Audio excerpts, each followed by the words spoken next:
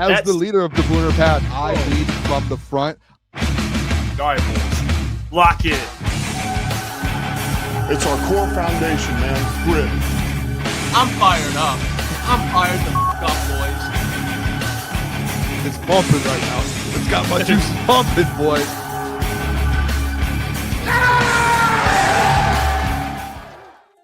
Welcome to Crunch Time Sports. I'm your host, Jeff Iafrate. Booner will be joining us shortly. It is Wednesday, which means the DOC will be joining us today. John Maakaron covers the Detroit Lions for Sports Illustrated, joins us every single Wednesday. Cannot wait to speak to the doc. This week just feels much more important. Some weeks are different than others when it comes to speaking to the doc. This feels like one of those weeks. One of those weeks where I lean on the doc. You know, I do. And he's not afraid to say what's on his mind. And right now, I think Lions fans need that. So today we got a lot to get to. Obviously, Lions play the Cowboys tomorrow. So today we're going to talk more about that game, kind of talk about some matchups, essentially make today's show partially a pregame show as well. So we're going to go into some of those matchups, offensively, defensively. What do we expect? I had a Lions Collective today, which I do every single Wednesday at 6 p.m. with Justin Rogers, Detroit Football Network's own. You know, we got Colton Pouncey from The Athletic, Will Birchfield from 97.1, and myself. And it was a great show, went into the matchup. And, you know, Colton Pouncey covers the Lions for The Athletic, always has great stats.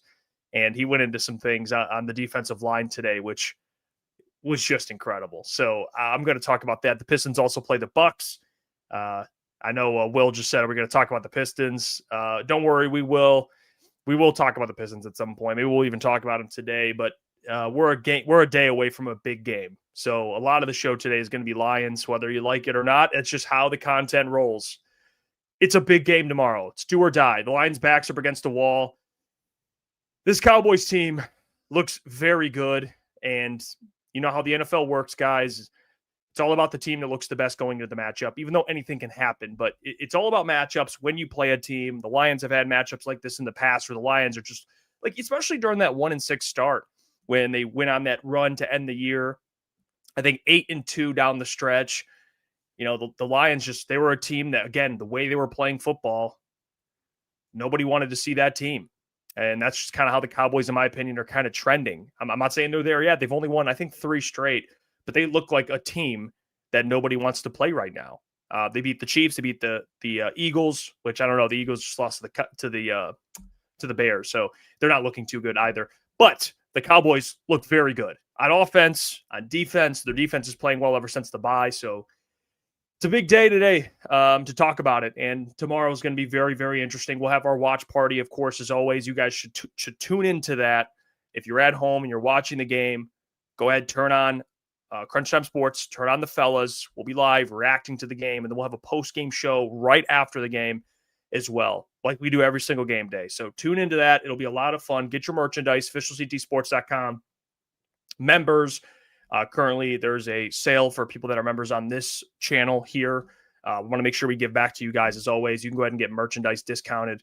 You can check that out in the community section where I make posts for just members. There's a code there you can use and get a percentage off your order. So get your merchandise. We have different Lions gear. And I mean, the Pistons are playing really well. We have a Piston stuff on there as well. So Michigan stuff on there, even if, you know, this week's loss has you pissed off, you can still get Michigan gear as well. But let's start with some of the things that came out today. The big one being some of the injury updates that the Lions are kind of dealing with going into tomorrow's game. We have at least answers to a couple players who are not playing. And then I will show you the guys that are questionable for tomorrow's game. So ruled out officially, Kirby Joseph, which I will talk about in a second. Khalif Raymond, which is unfortunate. But again, Isaac Tesla stepped up, been very impressive in that role. Brock Wright, that's not good. Okay, Brock Wright, you're already down your number 1 tight end. Your number 2 tight end's out. Shane Zylstra, already out. That's your 3rd tight end. You're rocking with basically practice squad tight ends now. That's just the reality of it. Those are the players that are officially out: Kirby, Khalif, Brock, and Shane. And then you go into the injury report. You see the guys that are out. Kirby's dealing with the knee. Khalif's dealing with the ankle. You got Brock dealing with the neck, which is obviously not good. I don't even think that's a short-term thing, by the way. There's a chance that could be a little longer than people expect, which is not good. Shane Zylstra, who's been out with the knee. I think he's potentially trending back if he's now on the injury report and out, because I think he's been out for a while. But you look at some of the questionable players here, which is not good to see, even though some of these guys will play, in my opinion. Yodi, who has been filling in for Christian Mahogany, he is questionable. Brian Branch, questionable. He's been questionable, though. He'll probably play. Taylor Decker, questionable. He'll probably play. Graham, I think, will play, in my opinion. I hope so. Can't believe I'm saying that. Panay Sewell, questionable. He'll probably play. Amon-Ra St. Brown's the big one. And I'm telling you right now, guys, that's going to be a player they wait until the very last minute to announce whether he's playing or not. So we won't know until tomorrow, probably about 90 minutes before game time. Sione Vaki, questionable as well, which, again, all due respect, it's not really that. I mean, you're talking about some of the bigger players here, Amon-Ra, Panay, Graham, Taylor. I think all those guys play. Brian Branch will play. Yodi is kind of a new one. He popped up with a foot injury. I don't know what the case may be with that, but again, you have Miles Frazier ready to go. So if anything were to happen, you got Miles Frazier out there. Again, he's a rookie. He's never started in a game, but at least he's back now. So he'll be available if they do need someone to play. This game is nerve-wracking. This is honestly, and I know, listen, the Lions right now, I think, have like a 30% chance to make the playoffs. I could be wrong on that number, but it's not great. The odds aren't favoring the Lions to make the playoffs. Tomorrow just feels, and I think Jahmyr Gibbs said this, and I feel the same way. Every game at this point, guys, is a playoff game. That's what it feels like. Every game's a playoff game. Could you afford to lose one and still get in? Yeah, because if you win out, you lose one game during the stretch, you're 11-6. Which you could still get in with that record, 11-6. The NFC is just good, so there's a lot of things that are kind of going against the Lions here.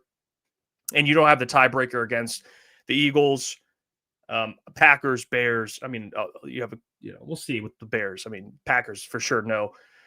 But the Cowboys game tomorrow is going to be very interesting because that's another team that's going to probably have around the same record as you will. So you got to beat the Cowboys tomorrow if you want, just for playoff implications, stuff like that. Rams game, I think I would toss up as a loss. I don't know about you guys.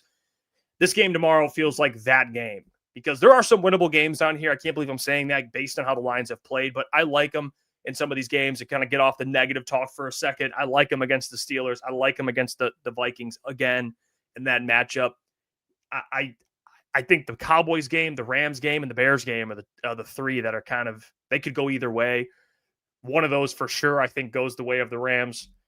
But even then, man, this is their backs are against the wall. They essentially are. And there's different issues that we can discuss. We've been discussing the pass rush, the old offensive line protection. You have so many guys that are already banged up, guys that are out potentially, but Amon-Ra St. Brown being out would be massive. I mean, Amon-Ra St. Brown, this feels like a game tomorrow. I don't know where you guys are at with it. If you're going to win tomorrow, it's going to be a high-scoring game. That's the way I'm leaning. I think if you win tomorrow, you got to get, it's going to be basically, I know we said the Packers game first to 20-something points. This is going to be higher than that, guys. This is going to be first to like 30, maybe even 34. This feels like that type of game. This feels like a 34-31 type of game if you were to win. So if you don't have Amon-Ra St. Brown, that makes things so much more difficult for a bunch of different reasons. I mean, we bring this up with Sam Laporta, him not being there and how much he affects the run game and pass game with his ability to block. If you want to drop into max protection, he can kind of assist in different ways. But Amon-Ra St. Brown's an excellent blocker. The run game obviously takes a massive hit, but more than that, he's a safety blanket. He's one of the best safety blankets in the entire NFL. And to not have him in a game potentially where you need your offense to score points, it's really bad. And he's a player that is really the safety blanket discussion ties with the offensive line because Jared Goff has not had that much time to throw in the pocket. Amon-Ra St. Brown's the guy you're looking for. Sam Laporta's the guy you're looking for. So it's just hard, man. It's hard to have confidence tomorrow. And Steve Wild asked a good question. Can the offense be any version of creative in this game? I think what Steve's saying is spot on.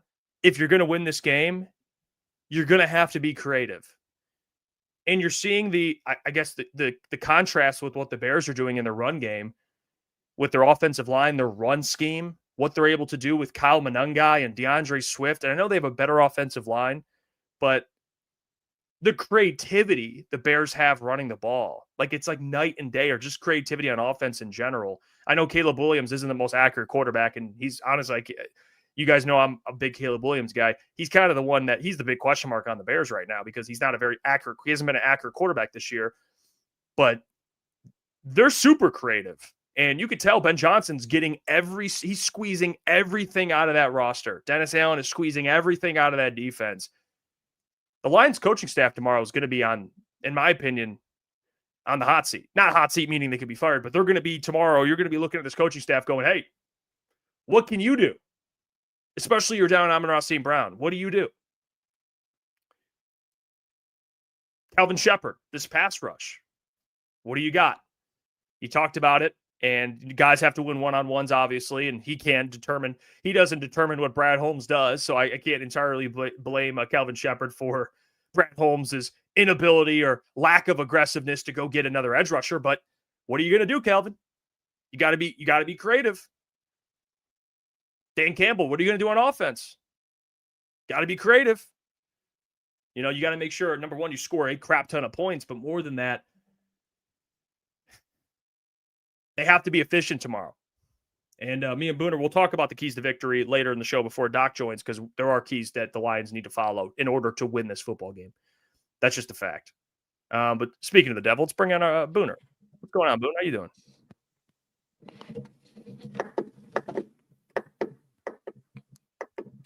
All right, can you hear me? Yep, you sound good. What's going on, buddy? Perfect. Nah, I'm doing well. Sorry, I want to listen.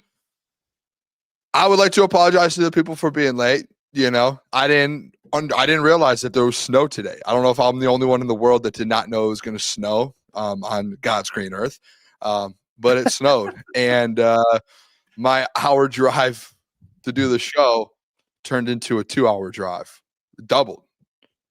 Mother Nature put me back an hour. And there is a massive snowstorm outside today. Yeah, and even AJ Turner, it snowed. I had no clue it was going to snow. Zero clue. And even no matter what, it's like I can't leave early anyways. I do work, so I only get off at a certain time. So I apologize to the people.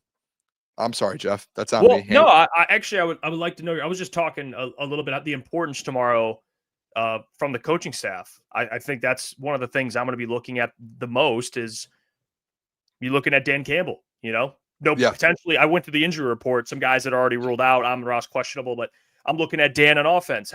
What do you got creativity-wise? Kelvin, what are you doing creativity-wise? Like, I think it's a coaching staff game tomorrow. You got to squeeze everything out of this roster tomorrow, especially the offense. Dude, I don't even think like just the Dallas game. I just think in general at this point of the year, when you're in a spot that the Lions are in, where it's like essentially every game's win or go home, and you have the roster and you as a team put yourself behind the 8 ball and everything. I think moving forward, it just comes down to coaching, like not just on the field, Jeff. I think it's also like think about it as it's just preparing your team to be ready for like this Thursday night game and having guys ready to go and having schemes ready, having all of that. And then, like you said, like being a little bit more creative because you're going up against a good defense. Your offense is down everyone. You have a million practice squad guys. Tom Kennedy out there. Shout out to TK85, man, absolute legend. But you have him out there as your wide receiver 2, 3-ish with him and Tesla and JMO. It's like, hey, man, like you do have to get creative. And this comes down to like, hey, a game like this, when you are a little behind the 8 ball with players and you don't have all your weapons, man, it comes down to coaching. I'm right there with you. I don't like not take away the creativity. It comes down to making sure you have the right schemes. Like you have to out-coach Brian Schottenheimer and Matt Eberflus and that offense and that defense tomorrow. Like, that's what it comes down to. And as of right now, like call a spade, Jeff, and we're going to get into keys to victory. We're going to get into our score predictions and obviously all of that. But as of right now, it's like, dude, Brian Schottenheimer and Matt Eberflus, they have been absolutely incredible over the last 3 weeks. Incredible. Like they have won some big games the last 3 weeks. Matt Eberflus, that defense has been buzzing, dude. And we're familiar with Matt Eberflus in Detroit. That defense of the last 2 weeks versus the Chiefs and the Eagles, incredible. And then offense, incredible. So you have to find a way, man, tomorrow. Like I think it just comes down to coaching. You don't have the personnel. Can Dan Campbell coach a team, that's a little wounded with the broken leg, limping to the finish line? Can they do that? I'm interested, dude. I really am. Tomorrow's game is it's an interesting one. I think if you lose the game, Jeff, I think your Super Bowl, or not Super Bowl, your playoff odds go like almost under 20%. I think it might be in the 30s right now, maybe 40. I think it drops significantly. And that's not an opinion based. That's like a fact. Yeah, it's just hard to feel confident. I mean, it's just, I don't know. You can say you can die by they're 2 games above 500 as long as you want. Well, actually, until tomorrow potentially, but that's really all people have to go off of. You can't use any metric based on the eye test.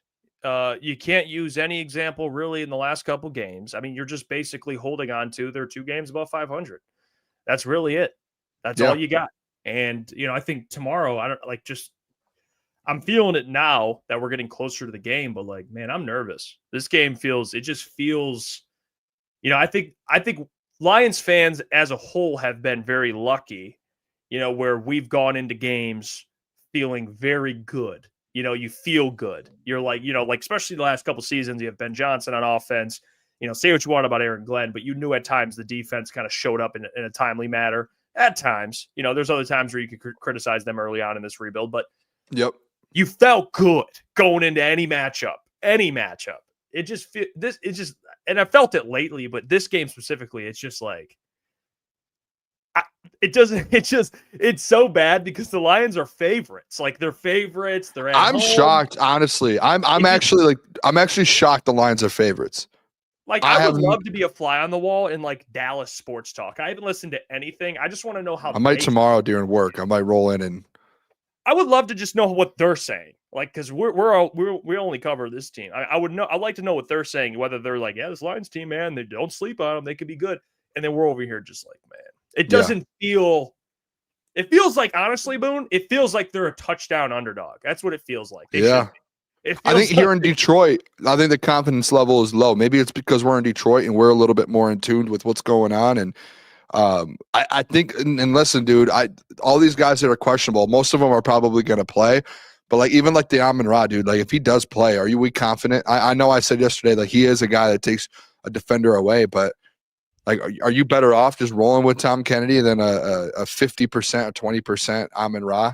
You see what I'm saying? I don't know, man. Like the odds do feel weird, and I don't know, especially with all these injuries, how we're favored.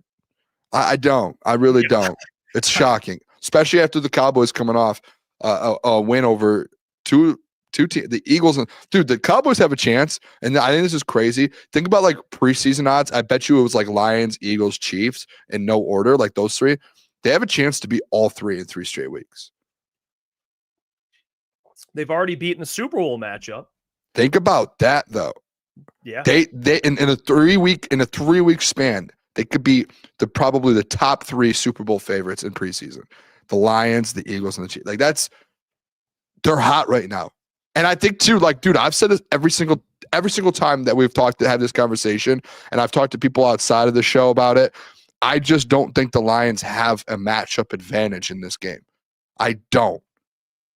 You're talking about their wide receiver core, like your corners are arguably like right now on defense, like you could say they're good, but you don't get pass rush and you don't get to the quarterback, and the quarterback has a million. Like, dude, if you give Dak Prescott the second most time in the NFL on Sunday or tomorrow to pass the ball, you cannot guard George Pickens one-on-one and CeeDee Lamb one-on-one for that long. You can't. Like, they're going to beat you, and something's going to open up eventually.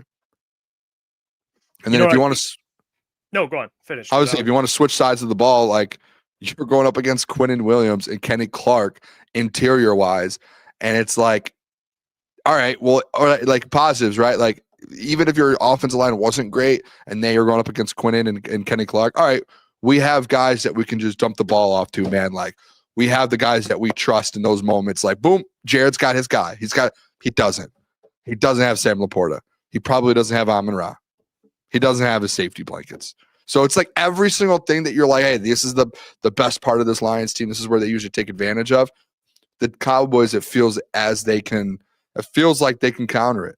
It really does, man. I think the biggest loss, I mean, Amon-Ra St. Brown, if he doesn't play, is a big loss. The one I don't think people are talking about enough is Kirby Joseph. I think this defense is just this team as a whole. I think Kirby was a problem solver because he can get turnover. So no matter what kind of defensive game you were playing, whether you were playing a dominant, you were a dominant defense for a game and he's getting interceptions, or maybe you're giving up a crap ton of passing yards, but then he bails you out with an interception. Not having Kirby Joseph has kind of exposed some things here because he's not there to bail you out and get an interception. He's good for about half the year he's getting a pick. I mean, that's basically what he does. I mean, he had 9 last year, I believe, of 17. He was on pace this year to kind of have another season like that. And Kirby Joseph, he's an all-pro safety. You know what I mean? And it's a big deal to not have that man in the back end. Especially the last 2 games, like Jameis Winston lighting him up. The Thomas Harper had an interception, which was good. But like this Packers game, I thought you really missed him. He's just, and people want to bring up like Kirby in different ways. Oh, he's not the greatest tackler or run defender. I'll tell you what, though, he gets pass deflections, he breaks up passes, and he gets interceptions. So big plays, the Lions have been getting hit with over the last couple of weeks. Kirby Joseph helps out in the big play category. He assists the Lions, and they're just allowing huge plays because, like, Thomas Harper. Listen, I think he's solid. He ain't Kirby. Kirby's literally he's the closest thing to Ed Reed we've seen. Yeah, I will say this too, and like and we haven't really talked, like we haven't said this much because I feel like we have put a lot of blame on Brad, and we've talked about how maybe this team wasn't ready and he could have done a better job in certain spots. I will say, like, if this team was healthy, that's a big if. Again, it's the same thing last year. If the team was healthy, like, they're winning a Super Bowl. Like, yeah, if they were healthy and you had Kirby, man, defense looks different. If Sam Laporta doesn't get hurt, offense looks different. If Frank doesn't retire, offense looks different. Like, there's so many ifs with it. I do think a big one that we just never talk about because it's been 6-7 weeks now is that Kirby thing. I do think I'm right there with you, man. Having Kirby on the back end is a game changer. There's probably moments over a couple of these losses, like the Chiefs, the Vikings loss maybe, and then even this last Green Bay loss, to where this quarterback feels a little bit more comfortable taking shots or adding big plays to the game and taking over because Kirby's not back there. SW Line says it's not all on Brad Holmes. The coaches have a responsibility to properly utilize the personnel they have. I don't think the coaching staff has done that. I think it's I will say this. I'm with that. I think it's a mixture of things, Jeff. I agree with that. Yeah. Brad Holmes, coaching and players. Yeah, I think it's just a collective, which is probably not the best thing to hear. Nick P says, Jeff, I started the Ed Reed talk before the season. You all said pump the brakes. No, I mean, he is the closest thing to Ed Reed. In terms of turnover rate, he's the closest thing. No one, I mean, Trevon Diggs had one season where he went crazy. Kirby's done it consistently, and he did it this year before he was hurt, man. So, what is he this year? 4? I mean, he had I wouldn't say 3 or 4 in like a handful of games. I mean, he was on pace to have another close to what he did last year, if not the same production. I mean, he gets you at what, 4? He probably would have been in the ballpark from his average, which is like 4 to 9. He probably would have been in there once again. Another handful of picks, which is just crazy. So yeah, it's big, and I think this matchup too. Like for me, the concern I have out of everything in the ball game is this sounds crazy because I know the offensive line is obviously a big one. I have more concern with the pass rush. I just don't, because I think this game to me is going to be I think it's going to be an offensive game. But I think what can change that is if your pass rush steps up and maybe you can hold the Cowboys under, 28. Maybe 20, 27, 26, 24, somewhere in maybe the low 20s. If the pass rush and the defense play like they did before 2 games ago, where they played well against the Eagles. They had these dominant performances. I think the pass rush, if they have a game where they are clicking and the defense is clicking, they're pressuring Dak. I think they were able to do that last year when the Lions blew out the Dallas Cowboys. I think they dropped 50 on them. I think they only allowed 9 points. So the defense was dominant in that game. So to me, it sounds weird because you're like, well, Jeff, you're saying it's an offensive game. Shouldn't you have offensive players step up? I'm going to go offensive game. That's why the defense to me is under the spotlight tomorrow, because they could be the difference, in my opinion. If they hold the Cowboys, I mean, if they have this magnificent performance, I mean, Boone, this offense probably can give you somewhere in the low 20s, the 20s. It's really if you can stop the Cowboys, man. Like, I just don't have confidence the Lions can get to 30 plus. And I think there's a likelihood the Cowboys can get to 30 plus points. So that's where I'm concerned. That's where I'm concerned with it. Defense has to step up tomorrow, man. They got to step up big time. There's a world, Jeff, and like for me, I just don't know. Like, can this offense put up 30 without Amon-Ra, Sam Laporta? No, they can't. That's the problem. That's why the defense has to. And like, even when the defense steps up, like, can this offense on the Dallas Cowboys defense versus Matt Eberflus, can they put up 21? Like, you know what I'm saying? Like last week versus the Packers, the conversation, like your offense finally stepped up and you know, you had a huge game. But can they do that back-to-back weeks with Tom Kennedy and Isaac Tesla? Do you see? Like, I don't know if they can. I think, like, if your offense is going to do it, Jeff, I think if you win tomorrow, I think it comes down to this. I think it comes down to, like, if Jahmyr Gibbs goes, like, if he's one of the best in the league. If Jahmyr Gibbs can go crazy and he goes for 150, 200, and, you know, J-Mo can go for another 100, and that offense is buzzing a little bit, and they give you to 24 to 27. I'm right there with you, dude. If your defense can hold them somehow, some way to 24 points, and you can get that 27 mark, like that's it. But there's no way you're winning this game 37 to 30. Like, and those are games you've been in with Dallas in the past. Like those are games like Dallas, dude. Like look at Dallas the last 3 weeks: 31-28, 24-21, 33-16. Broncos beat them 44-24. They beat the Commanders 44-22. Jets game 37-22. Versus the Packers, a 40-40 tie. Versus the Giants, dude, a 40-37. And it's like, this is the game. These are the games that the Dallas Cowboys are in, right? Like these 30, 40-point games. And I'm interested to see if the Lions offense can do that, especially with how the defense has played the last 2 weeks. Maybe they have a chip on their shoulder because they've gotten absolutely manhandled for 2 straight weeks in front of their crowd. So, you know, the Giants did it at Ford Field, and then last week the Packers did it on Thanksgiving in prime time to you. Well, that's the problem with this Dallas Cowboys team, man. They're second in the league in points this year. They're second in the league in points per game at 29.3. They're first in the NFL in yards per game, and they're number 1 in the league in passing yards. And they're number 1 in the league in total yards. So it's gonna be a fun game tomorrow. And we're about to have a blast. The crazy part is, so there's yards per game. The Cowboys are 1 at 393.1 per game, 393. The next closest is like 10 down, and then everyone else is like a couple apart. So they're basically leading this thing by like 8 or 9 whole yards. You know, and then you have Buffalo in second, 381. And then you have like the Lions third, 376. So everyone else is like a couple, but the Cowboys are like basically almost 10 above the second team in yards. They put up yards, bro.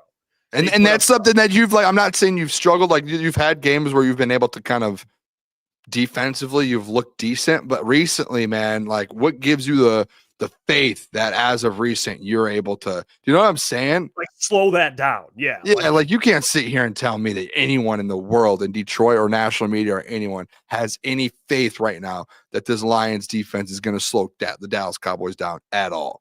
Well, I would love to know like a reasoning behind that. The Packers you just gave up, you allowed a bunch of yards. They're like top 15 in yards, something around there, like 15 or so in yards.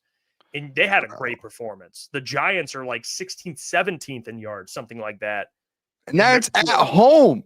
And that's at home. And you have the number 1 team in total yards coming into town.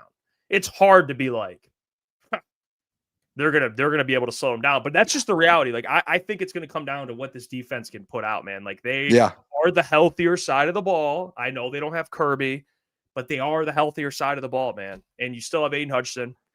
You still got DJ Reed. You still got Jack Campbell. You still got Brian Branch. Like, you have to be able to figure something out. Turnovers, man. That's going to have to be really, I think, a big part of it. We mentioned it yesterday. When was the last time you felt like you won a turnover battle, this defense? You haven't. And it's not because, like, your offense is just absolutely turning the ball over. It's just your defense is not really creating any, and you're not getting extra possessions. That's tough, man. It's tough to try and win, especially if a lot of these games, like the Packers, 1 to 2 possession game or 1 possession game. The Giants, when you almost lose, like you go to OT to win it. The Chiefs, 2 possession game. You steal possession, 1 possession, change it down the stretch. Eagles game, 1 possession game. Not creating enough turnovers, man. Oh, that's so frustrating, man. I'll tell you what. Hey, Duncan says we have to punt on the 4th down. Not even funny now. Push them back 40 yards a drive. Our defense gets the fumbles, etc. Top tier defensive line. That's actually, we didn't even really attack that angle yet. You feel that coming again? You feel 4th down attempts coming? It feels like, because again, by the way, I'll read Baldwin's $10 super chat in a second. We'll get to that in a second. But are we getting to that again? Where it's like, well, we're going to need to score points to win. Let's just go for it. Or do we at least make it more difficult for the best offense right now in the NFL to score on you? I hate to say it. Or do you give them short fields? Do you want me to be honest with you or no? Yeah. What do you think? What do you think happens? I mean, at this point, like I'm not saying your season's fully dead. You just go for it, bro. You just you. I mean, dude, at this point, like you have to essentially go 4-1 to make the playoffs, right? What do you have to lose? You know what I'm saying? Like you've already, and it's one of those things. It's like one of those things, dude. That I did like when I did it with the Chiefs a couple weeks ago, where I was like, I kept having them in my top 5, and you're like, Booner, why? And then like off the air, me and you were talking about it like off the record a little, and what did I tell you? I'm like, I've dug myself a hole. Like I don't think they're a top 5 team, but I have to do it because I've argued on air that they are. Like I'm so deep into this, I have to keep them in my top 5. And it's like I feel like you're at the point with Dan, and it's like going for it. It's like you have lost games because you've overly gone for it and you've been too aggressive. At this point, it's like, oh, all of a sudden when you need to actually win going 4-1, now all of a sudden we're going to pull back and we're not going to be as aggressive. Like you might as well at this point. Like rest in peace. Yeah, like what do you have to lose at this point? Like all of a sudden now we're going to switch it up? No, dude. Like at least if you're going to be a guy to go for it in the Eagles game and the Chiefs game and all these games, and you know it's going to put you in tough. You in the Packers game too that one time, dude. Don't all of a sudden, like if this week tomorrow, bro, all of a sudden he's like, yeah, I'm deciding I'm no longer an aggressive. Well, here's my answer. My answer comes with a contingency. It depends how the defense is playing. If they're playing really good ball tomorrow, let's not make this easy for the Cowboys. Like if the defense gets like, let's say a stop in the first drive, Lions, let's say go score, and then the Cowboys come and kick a field goal, you're up 7-3 or something, and then you have the next possession and you have a chance to take 3. Take 3. Go up 10-3. Yeah, that I'm with you, like, but I'm just talking about like that's really if it's still like 0-0 and you're at the 50 and it's 4th and 1, dude, go for it. Don't be like, all right, we're just gonna pin him back and just make our defense get stops all day. Like, no, dude, go for it, man. Go for it. If you're up 10-3 and you're at the 45 and it's 4th and 3, go for it. Go make it 17-3. Why not, dude? Like, I just think it's like these are must wins now. Like, these aren't like, hey man, let's just get a couple wins here or there. Maybe we get a good seat. No, like you have to win these games. Like you have to be, I think, aggressive at times. Like there's no more sitting on your hands. I think the Cowboys are going to do the same thing because if the Cowboys lose, their percentage to the playoffs goes to like 10%. So like I feel like they're going to come in and they're like, we know we have to win. We're going to be aggressive. Like we're going to, and it's dude. It just comes to a point to where it's like, why all season have you been aggressive, and then all of a sudden tomorrow night you're just going to decide, no. Well, because stick to it. Like if you're going to stick to it, stick to your guy. I would respect you more if you are hard-headed on your point. No. Yes, dude. Well, I'm like up to this point where you're essentially almost out of the playoffs. Yes.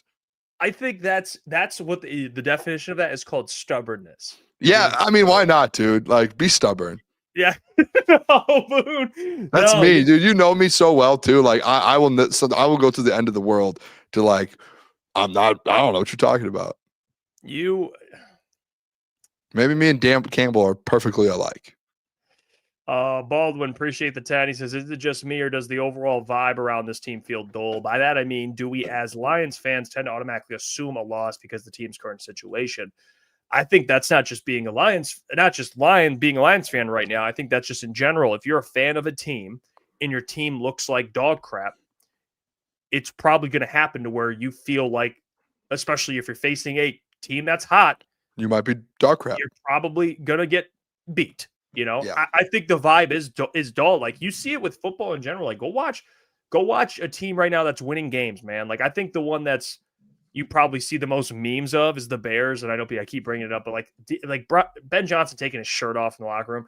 Like if you watch those guys play on the field, they play with a spark. The Lions are not playing with that same spark right now. They just don't.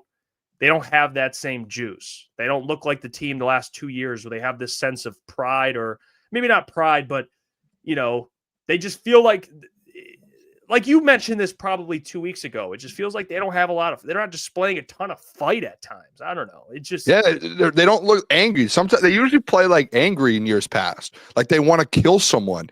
Obviously you don't want to kill someone, but like, you know what I'm saying? Like you want to hit someone and knock their head off and they're screaming at people. And it's like, that, you know what I'm saying? It's like Patriots defense and when they were winning Super Bowls, when you had Mike Vrabel probably just ripping guys' heads off. And it's like, that's the defense you want, right? That doesn't, like, you have great players that they are very talented, so they look good. But like the last two, like, dude, they do not, like, I don't know a time this year where I was like, besides Jack Campbell is an exception, but we're like, someone else is like, I want to rip someone's head off. Like, dude, how many times did Lee McNeil over the last 3 weeks have a guy, a running back or a quarterback in the backfield wrapped up and the guy gets out? What defensive tackle that's top 5 in the league is letting someone go? You know, like rip his helmet off, like take his jersey, throw that man through God's green earth of a core of an earth or whatever it's called. Like destroy him. Like, why are we missing tackles? Why are you getting guys in the backfield and letting them just out of you? Like, what are you doing, bro? I'm so sorry for that rant, but you just see what I'm saying? It's just they don't have that kind of chip, that defense. They don't play angry. They don't play like Amik did last year. I don't see Amik doing it as much this year. Like Anzo does at times, but like Anzo last week was the first time I heard Anzo in a while, and I love Anzo. Like Jack's kind of the only one on that defense that plays like he wants to kill someone. He's the only one. Yeah, the only one. And then people get mad at Anzo. Oh, you hurt people. Well, maybe if everyone played at 100% and wanted to kill someone, maybe you wouldn't get hurt because Jack Campbell's coming at you 1,000,000 miles per hour because you're going 1,000,000 miles per hour too. Maybe let's stop blaming Jack Campbell for hurting our players and start blaming them for not going 100% and actually trying to kill people. I probably should stop saying kill people. I don't genuinely mean that. I apologize. I'm more so saying on the football field, like taking someone's head off. Okay. And like with like anger, being like, I want to destroy this guy. Yeah, because that's better. Taking someone's head off. Yeah, I mean, when I played football, that was like we would always be like, I'm going to take this guy's head off. Yeah, ABC, appreciate the $2. Branch, I've switched. I'm sorry, Jeff. The $2, we love ABC. We'll get to that in a sec because I got one more thing to say. I've switched my mindset. I tweeted it out, and a lot of people were agreeing with me. I don't care that Brian Branch gets 15-yard penalties. Get him. I would rather you do that and get angry and actually like want to like play hard football than just sit back and watch it happen. Like half of these guys on this team.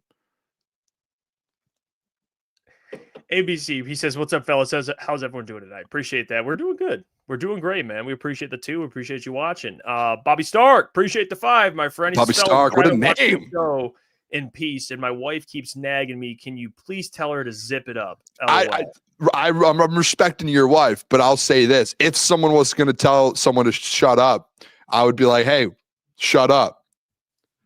And now how I would do this. Disrespectful? I think what Bobby needs to do is, and if Bobby's wife is watching, how you doing? Hi, Mrs. Wife. Your husband, I just want to thank him. He gave me $10,000 the other day. Didn't even have to pay him back. Just straight, just zelled it. So he sent me a Lamborghini. It was really he actually weird. allowed me to borrow his Lamborghini as well. So I just want to say, Bobby Stark, I appreciate you. If his wife didn't know that, yeah, your husband, he's all right. I'll be the one to say it. Jeff, shut up. Bobby Stark, Mrs. Stark. Bobby is trying to watch the show. Please keep it down and stop nagging my friend Bobby. Yeah, appreciate I bet you're an amazing woman too, Mrs. Stark. I'm not, and Bobby, I'm not hitting on your girl. I'm just saying, I bet, hey, wife, I'm amazing person. Keep it down though. Let the man watch some football and talk ball.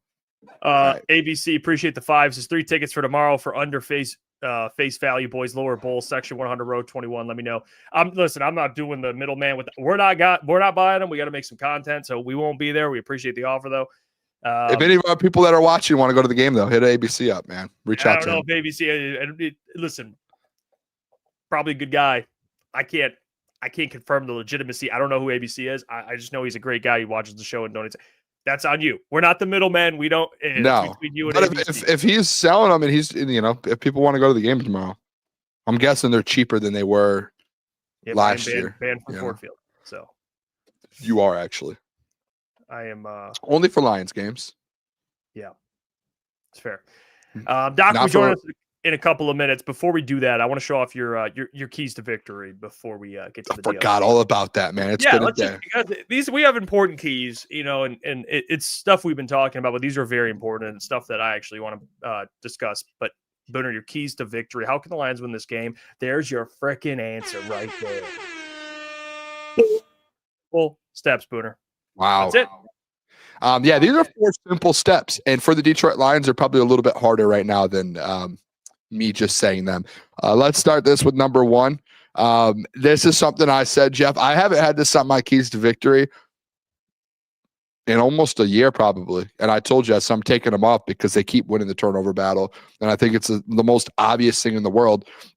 And if I'm being honest with you, Jeff, the keys to victory, typically I try and get a little deeper with it. Aleem McNeil wins one-on-one, have a big game. This player, this scheme, this, that, this. You know what I did today? Instead of just being like all these details, buddy, I just went. I wasn't calling you buddy. I was just saying in general. I just went very simple. I went back to the basics. Like, I think that's what this team needs to do.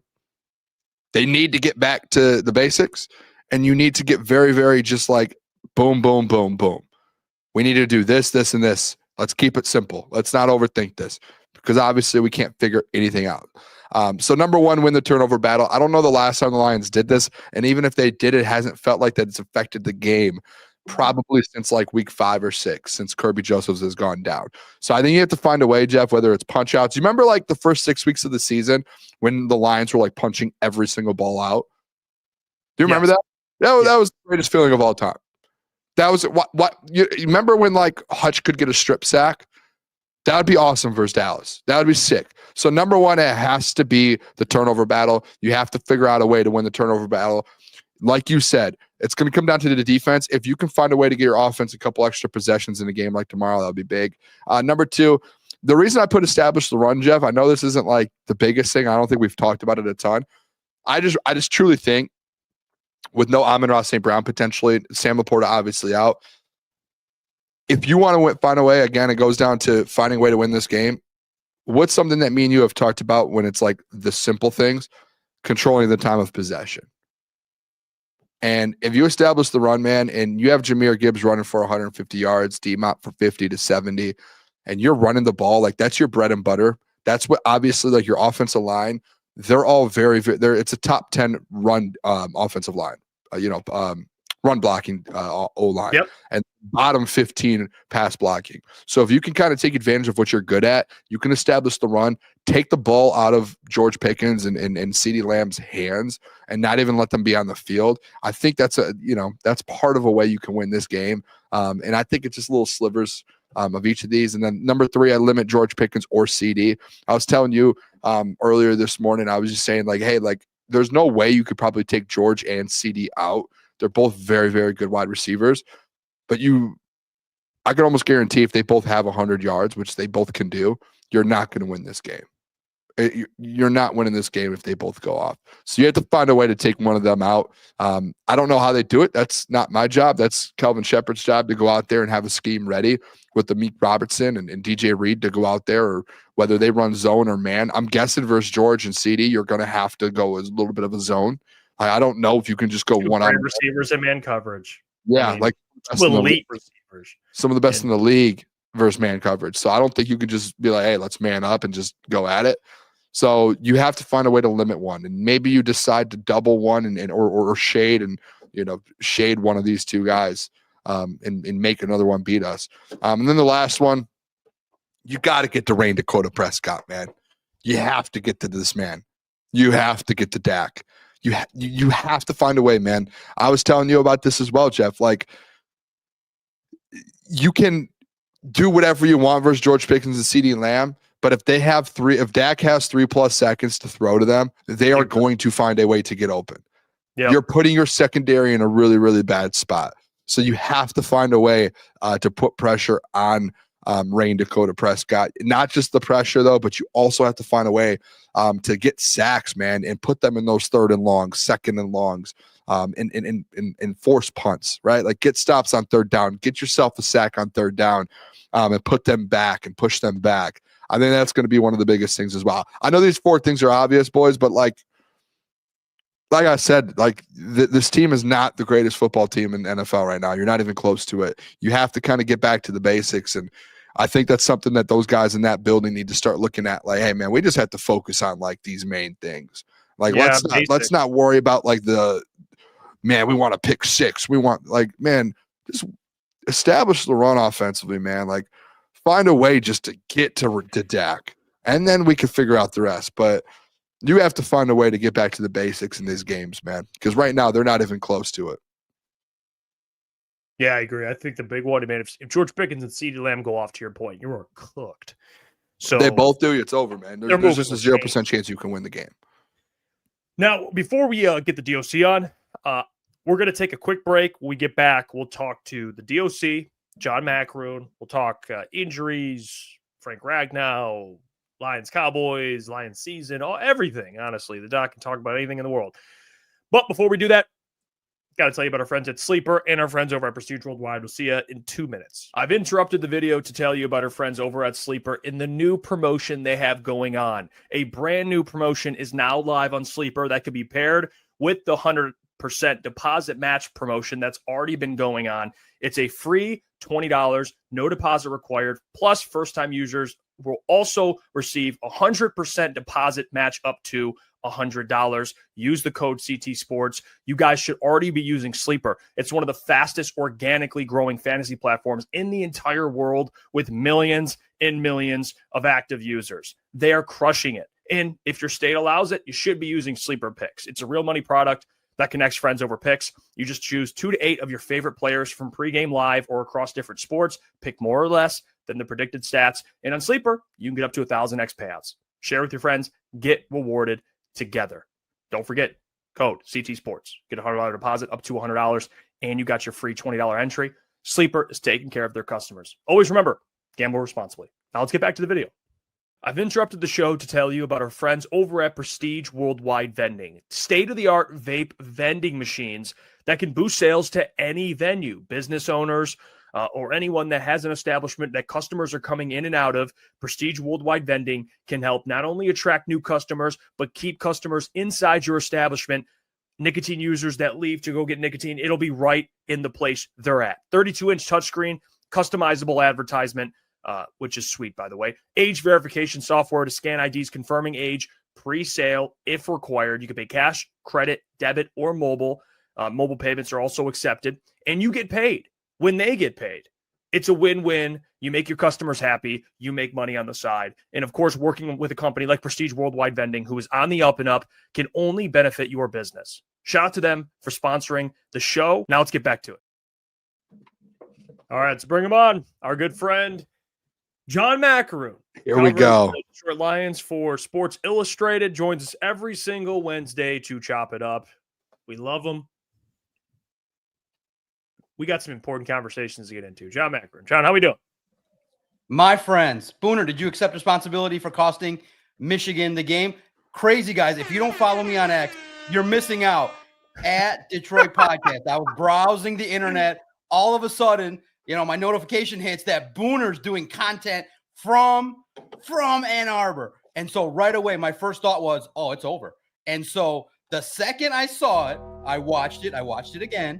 I posted to you guys. I said, guys, sorry, the game is over. Booner's there. Michigan's losing by 14. And true to form, Michigan didn't bring their offense. Doc. I'm sorry you had to see all that. It was over when Sharon Moore got hired as the head coach. That was when it was over. What are we talking about here? And I could go to any game with Sharon Moore coaching, they probably would lose. I mean, what are we doing here? Hey, it was awesome though. That was a great day. I enjoyed that day. Let me tell you, I've sat in the big house a couple times. It's a fun place, especially when Ohio State's kicking your ass. Yeah. Too, so. Hey, that wasn't fun. I'll tell you what, Doc. When Michigan was up in the first quarter, you could ask Jeff. That was like one of the best moments of my entire life, like top 5 moment. I can imagine, but you should have laid low on the content until after they won, my friend. Hey, but it's good, Doc. And I'm just saying this for the people. Got a lot of engagement.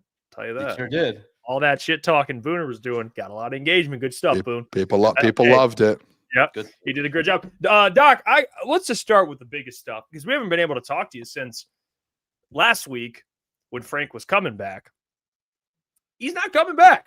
So all that crap was for nothing, Doc. What's kind of your reaction to now the Lions have to kind of not readjust because he was never here, but kind of get used to the fact no help's coming on that offensive line. What'd you make of the Frank Ragnow news and how, I mean, this guy had a grade 3 hamstring strain. DJ Reed had a grade 2 hamstring strain, missed all that time. And Frank just has a torn apart hamstring and was expecting to come back. This guy is built different, Doc. He's built different. Yeah, look, I love that narrative. Yeah, it was a slow week for the Lions, I take it, huh? Since we last spoke, not a lot happening, right? No, there was a lot that happened. Let's start with this, okay? I love the narrative that gets put out that Frank is tough. I get it. He's a former football player, but I was pissed off. It felt like a huge tease. I felt like the organization should have figured it out that how are you going to, especially with this fan base that's hypersensitive to injuries, have that release come out for what purpose? To get everybody's hopes up, to get everybody thinking, oh, well, maybe this is why Brad Holmes didn't make any trades, try to let him off the hook, only to have him have an injury. And I get it. He's a tough person. But at the same time, have some awareness that this fan base is ultra sensitive to injuries. So just think about it. If you're trying to tough it out and you're not 100%, however he got there, if he lifted his kid wrong, if he was working out, however he hurt himself, you're trying to get this team to the postseason. And I know that what kind of insult is that to Graham Glasgow and Tristan Colon that he felt like a 70% version of himself was better than what was out there? That to me just was frustrating in and of itself. It should be a lesson learned. Don't release that kind of stuff unless the player's cleared medically. Yeah, look, he's a tough person. We all know he doesn't lose any credibility in my mind, but I'm just frustrated that the organization tried to put the cart before the horse and was like, wait a minute, what the heck's going on? And it really was a real letdown for fans. And I never like when the fans get their hopes up. They get a little bit more of a belief that this team can play well, only to have it snatched away.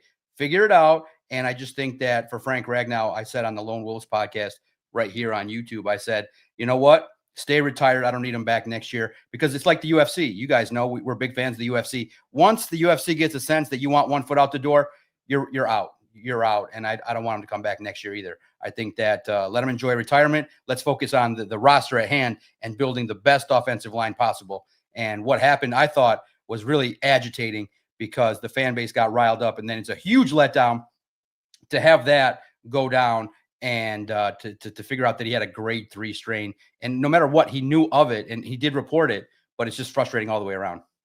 Yeah, Doc, obviously there's that happened. We didn't even get to talk to you about the Packers game last Thursday versus Thanksgiving. Hope you had an amazing Thanksgiving as well, Doc. Can I just ask you, and we'll get more into the Packers game, more in depth and what happened and all that. Can I just ask you about this defense over the last 2 games? Because the Giants game, it wasn't good. And then this last Thursday, man, it was bad. And Kelvin Shepard actually went to the media, and I'm sure you were there. And he kind of took responsibility for a lot of it and said, hey, as a DC, I'm going to put that game on me. That loss, a lot of it falls on me. What do you think with this defense, man? The last 2 weeks that we've seen, this is supposed to be your healthy unit and the unit that's kind of carrying you through this when your offense is down. And they've been quite frankly, just the opposite. What did you kind of take away from that defensive performance last week versus the Packers? Yeah, I've thought a lot about this, about the way the Lions have played, the reason why they haven't been able to stack wins. Look, it's still a good football team. It's a team that can win games. But I feel like, people have been trying. I've listened to a lot of other podcasts. They've been trying to rack their brain and figure out excuses why this team is 7-5. to me, you always in the NFL, you are what your record says you are. You're around an average football team that has some struggles, and it's a lot of things. It's not just one thing.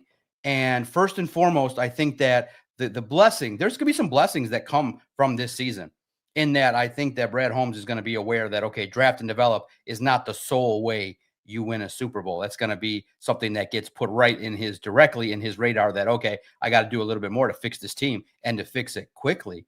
But there's a lot of reasons. First and foremost, the defense. When you listen, we all believe as a fan base, and I understand hope season and what happens in camp, but most people believe that their team is better than they are. And when you lose Kirby Joseph, that's a huge loss. I love the names, Legion of Whom and all that kind of stuff. But if those were guys that were going to be starting 11, they'd be starting. So the Legion of Whom was cute. But let's get back to reality. When you lose players and Terion Arnold's been in and out of the lineup, a first-round pick, a second-round pick, Ennis Rakestraw, not there. You didn't address your defensive end room the right way, the way the fans told you to address it. And you, Booner, and Hefe, and this show, and everybody that said, hey, that defensive end room could be improved, they were proven right. And by and large, you win games, you can stop the run. That's something you can hang your hat on. But this is a passing offensive league. If you're going to let a quarterback get 2.5 seconds or more, they will find, even Jordan Love, even you, Booner, even Bryce Underwood in Sharon Moore's antiquated system. If you give him 2.5 seconds, even he, who doesn't throw the ball, can find an open receiver. And Michigan doesn't have any receivers. So you have to find ways to get pressure and sacks. And in this town, for some reason, they've been excused away, and people love to dig in their media numbers and sit in the lab and be like, well, this guy has this much pressures, and this guy, from A to Z all the way down the line with all their stats go, the defensive end room's great. And we're going, from A to Z, we look at it and go, the defensive end room is not good enough. You need more. You should have maybe drafted another one outside of Ahmed Hassanin. So when you don't pressure the quarterback to the level over the last month that you need to, you're going to get picked apart. You're not getting off the field. And quite frankly, Dan was right. If they're going to make their fourth down plays and make their key plays, and you don't, that's the recipe to lose games. It's all across the board. Out-coached, out-schemed, out-executed. That's how you lose a game in front of 47 million people, is that they see that when you should kick a field goal with the team that you have, you decide that I'm still going to do it again. And look, Goff had a throw that maybe JMO, the throw should have been better and JMO should have made the catch. Well, guess what? That's how, listen, bottom line, Dan Campbell's told you fans and told everybody in the chat, live by the sword. There's a little phrase after it. Die. You die by it, Doc. You die by it. That's where you're at this point in the season with a 7-5 record, dying on the sword. Doc, let me ask you, in the game, I guess a positive storyline you can kind of expand on. Isaac Tesla got more snaps than he's ever had in the game before. This is an opportunity that, I mean, we'll see what happens with Amon-Ra, which we will ask you about the injuries and stuff. But just from Isaac Tesla, just analyzing him, how did he look in your opinion based on everything you've seen this year, training camp, and now he's getting utilized a little more? This is an opportunity for Brad, I guess, to show the Lions fan base, hey, this is the toy I traded up for. He looks pretty good out there, Doc. Yeah, well, a third-round pick, you're going to use him. What do you know? But look, I actually asked Amon-Ra last week. I said, when you look at Amon-Ra's career, he started to pick up the pace around this time as well. So listen, any offense that requires shifts at the line of scrimmage, understanding where your route is. Listen, Jared Goff is not like, some average person that just trusts openly. It takes time to develop trust. Isaac needs to in practice. He hasn't had all that much practice time in regards to, first team reps are going to go to Amon-Ra, Jameson before the injury, Sam Laporta. So he wasn't going to develop at that rate. And so remember, the Lions are not thinking like the fans in the chat are. They're thinking, let this guy develop calmly. Let him be behind the scenes. We got Amon-Ra. We got Jameson. We got Sam Laporta. We got Jahmyr Gibbs. We don't have to throw this guy to the wolves. But now necessity, because the injury bug keeps biting you in the ass, you got to use him. And luckily, he's got the skills to be able to handle more practice reps, be able to win reps. He's got the confidence, and he's got that big play mentality.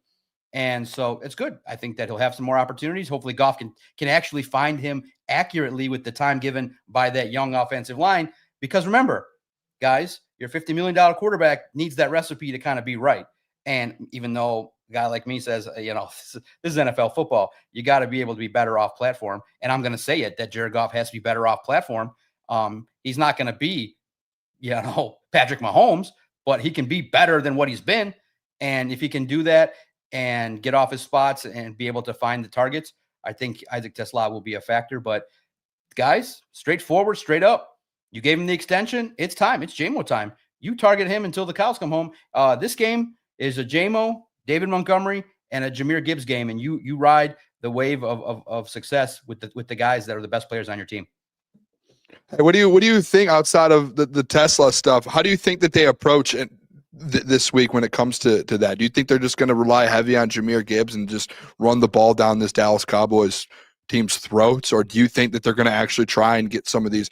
Tom Kennedy, do you think Tom Kennedy has 5 catches for 50 yards, Doc? Should I bet on Tom Kennedy? You got to. First of all, let's go back to the Packers game. Dan hinted at it. Remember, that's not the true Lions. The issue is 3 days rest is not enough to get you by. You saw Dan, he was wired on coffee in a media session. He gave me a short answer like he was just all over the place. You don't sleep, you don't do a lot of different things. So you're just trying to survive. And so you saw it in the game planning. The trick plays that they used were just rehashes of plays that they've used, and the Packers knew it. So you just tried to survive. And it's one of those deals where the Packers made a little bit more plays than you. This game, I expect the full playbook. I expect that there'll be some wrinkles and there'll be some new ideas out there. It just sucks, too, because Laporta and Brock Wright being injured is unfortunate. I would have loved to have seen Brock Wright gain an opportunity. But you're absolutely right. Dan Campbell can sleep better because you can use Jahmyr Gibbs in the screen game a little bit better. You definitely have to use Jamison Williams. You got to find a way to get some explosive plays, handle business on third down. But again, the secret is not terribly all that difficult. You want to stay ahead of the chains. You want to have good first and second down plays and handle the opportunities to stay on the field. I'm maybe hopeful, but I want to be entertained. I feel like this could be a shootout. I'm hoping. Now, that's me as a fan. Logically, I think that if you're reasonably looking at this from a coach's perspective, not as a fan that wants to be entertained with a lot of touchdowns, a lot of deep passes and excitement, help this fan base enjoy their $300 ticket, I would say if you're Dan Campbell, you run the hell out of that ball and you hope that you're able to stay on the field, limit the possessions, similar to the game you had earlier in the year where you just kind of have it where there's not a lot of possessions, eat up a lot of clock, the average drive to be 6-7 minutes, and have an opportunity to score and take the field goal. And I think the best true defense against Dak and the best receivers that the Lions are going to see this year is to keep Dak on the bench. So I would say maybe this is the game where you finally don't forget about David Montgomery and you remember that when you were winning games, he was carrying the load. So Gibbs, Montgomery, and whether or not you have Amon-Ra, he's going to have an ankle injury. To what degree you're going to be able to use him, I'm just going to call him a decoy, realistically. But I think that JMO now, this opportunity for him to be a one, I kind of want to see it. Like, hey, can you be a number one receiver and to be able to get after it the way that you need to? So I'm excited to see it, but I think the logical choice would be to run that ball and keep the football out of Dak's hands because, it's going to be wild to see Amik and DJ Reed trying to stop CeeDee Lamb and Pickens, because those two guys, if they get going, they're going to put on a show. I think mentally you try and get them off their spots. You try and physically do some things. I think mentally you can get them off their game and you can rattle them with some side stuff and a little bit of press man kind of stuff. So we'll see how it plays out. But I think that defensively, you just got to find a couple more turnovers to get the offense a couple more possessions. Well, it's actually what I want to talk to you about too. We talked about Kirby. I mean, Kirby Joseph's dealing with an injury that's it's a weird one. It's a weird injury because it seems pretty straightforward, knee, but then you have like a Twitter doctor saying it's a career altering, and then you have Kirby just overall, he's practicing, but also you don't really know what's going on. Deletes his social media, seems to be kind of dealing with some things, not really sure the whole context of it. But you see the importance of Kirby Joseph now without having him, that when this defense does give up big plays, you don't have a guy that can consistently take the ball away, and you're missing his ability to get turnovers. He does it all the time. But what have you kind of seen not with this Lions defense not having Kirby Joseph? How much do they miss him, Doc? And can you kind of give some insight to that injury he's dealing with? Yeah, first and foremost, let me do this for you guys. I understand everybody loves football. Podcasters love football. YouTubers love football. Internet doctors love football. You have some sites that use internet doctors to write reports. Guys, that is one piece of the information cycle. And actually, it's a very low. There's expertise. They may have some awareness of it. But guys, the individual that you can directly get information from is the man we asked the question to, which is Mr. Dan Campbell. Now, I get it. What happens is that these doctors go off of what Dan says and they start to speculate. It's pure speculation. They don't have Kirby's medical report. They don't talk to Kirby. They don't get information like that. They are purely doing what is the thing that would trigger a fan is guessing. And the fan base was all wild. I've never looked at a doctor's report that I saw. I like these people. They're very friendly. They do a lot of fun stuff, but it's not gospel. So if you were going to go that route and believe that Kirby's career was going to be altered, why didn't you listen to Dan Campbell? Dan said he is working on his way back. Now, the tough part is where, I'm limited to one question and 5 people are going to cut me off and try to get it. The real question that we should have asked, and that's my fault, and I'll own up to it. We should have asked at the time 3 weeks ago, do you expect Kirby Joseph to play this year directly? And we went round and round and round. And I know why they do that. So you can keep writing the same kind of stories over and over and over. The hopeful, he could come back. He could come back. I get all that. We should have asked that directly to put this to bed. But Dan said it. He said, and this is where people got concerned. He's like, they are doing things. We are not going to put Kirby back on the field unless we feel like he can play and then come off the field and be able to go back consistently. We don't want him in and out of the lineup. So that's why he's missed so many games. He said he may, and the part that scared everybody, he may have residual pain. It may never get truly better. Remember, he plays football and people are going to go at him. And it may be something structurally where he has something to deal with, but it's not at this very moment considered career altering. You keep hearing reports from the national media who are clearly, who they're talking to. They're getting reports that maybe he's going to come back against the Los Angeles Rams. So that's how I take it at face value. Dan has been fairly honest with his assessments. I don't think that, I think that this offseason is going to be key and maybe something where he's maybe not going to play into his late 30s, but I think that he's going to be able to hopefully help this team down the stretch for the next 4 or 5 games. And if that's possible, you get into the postseason with Kirby, that helps. But yeah, the man is going to deal with some stuff. And people speculate a lot regarding what's going on, regarding his mood and things like that. Dan kind of made it seem like, okay, he's mad because he's not practicing or he was only limited. But the man's not happy because it's a big ordeal for him. He's not on the field, not practicing, not doing what he loves. He sees the team struggling. He sees the defense not doing what they need to do. They're not getting turnovers, and he knows that he's not contributing a skill that this football team has. So listen, it's great.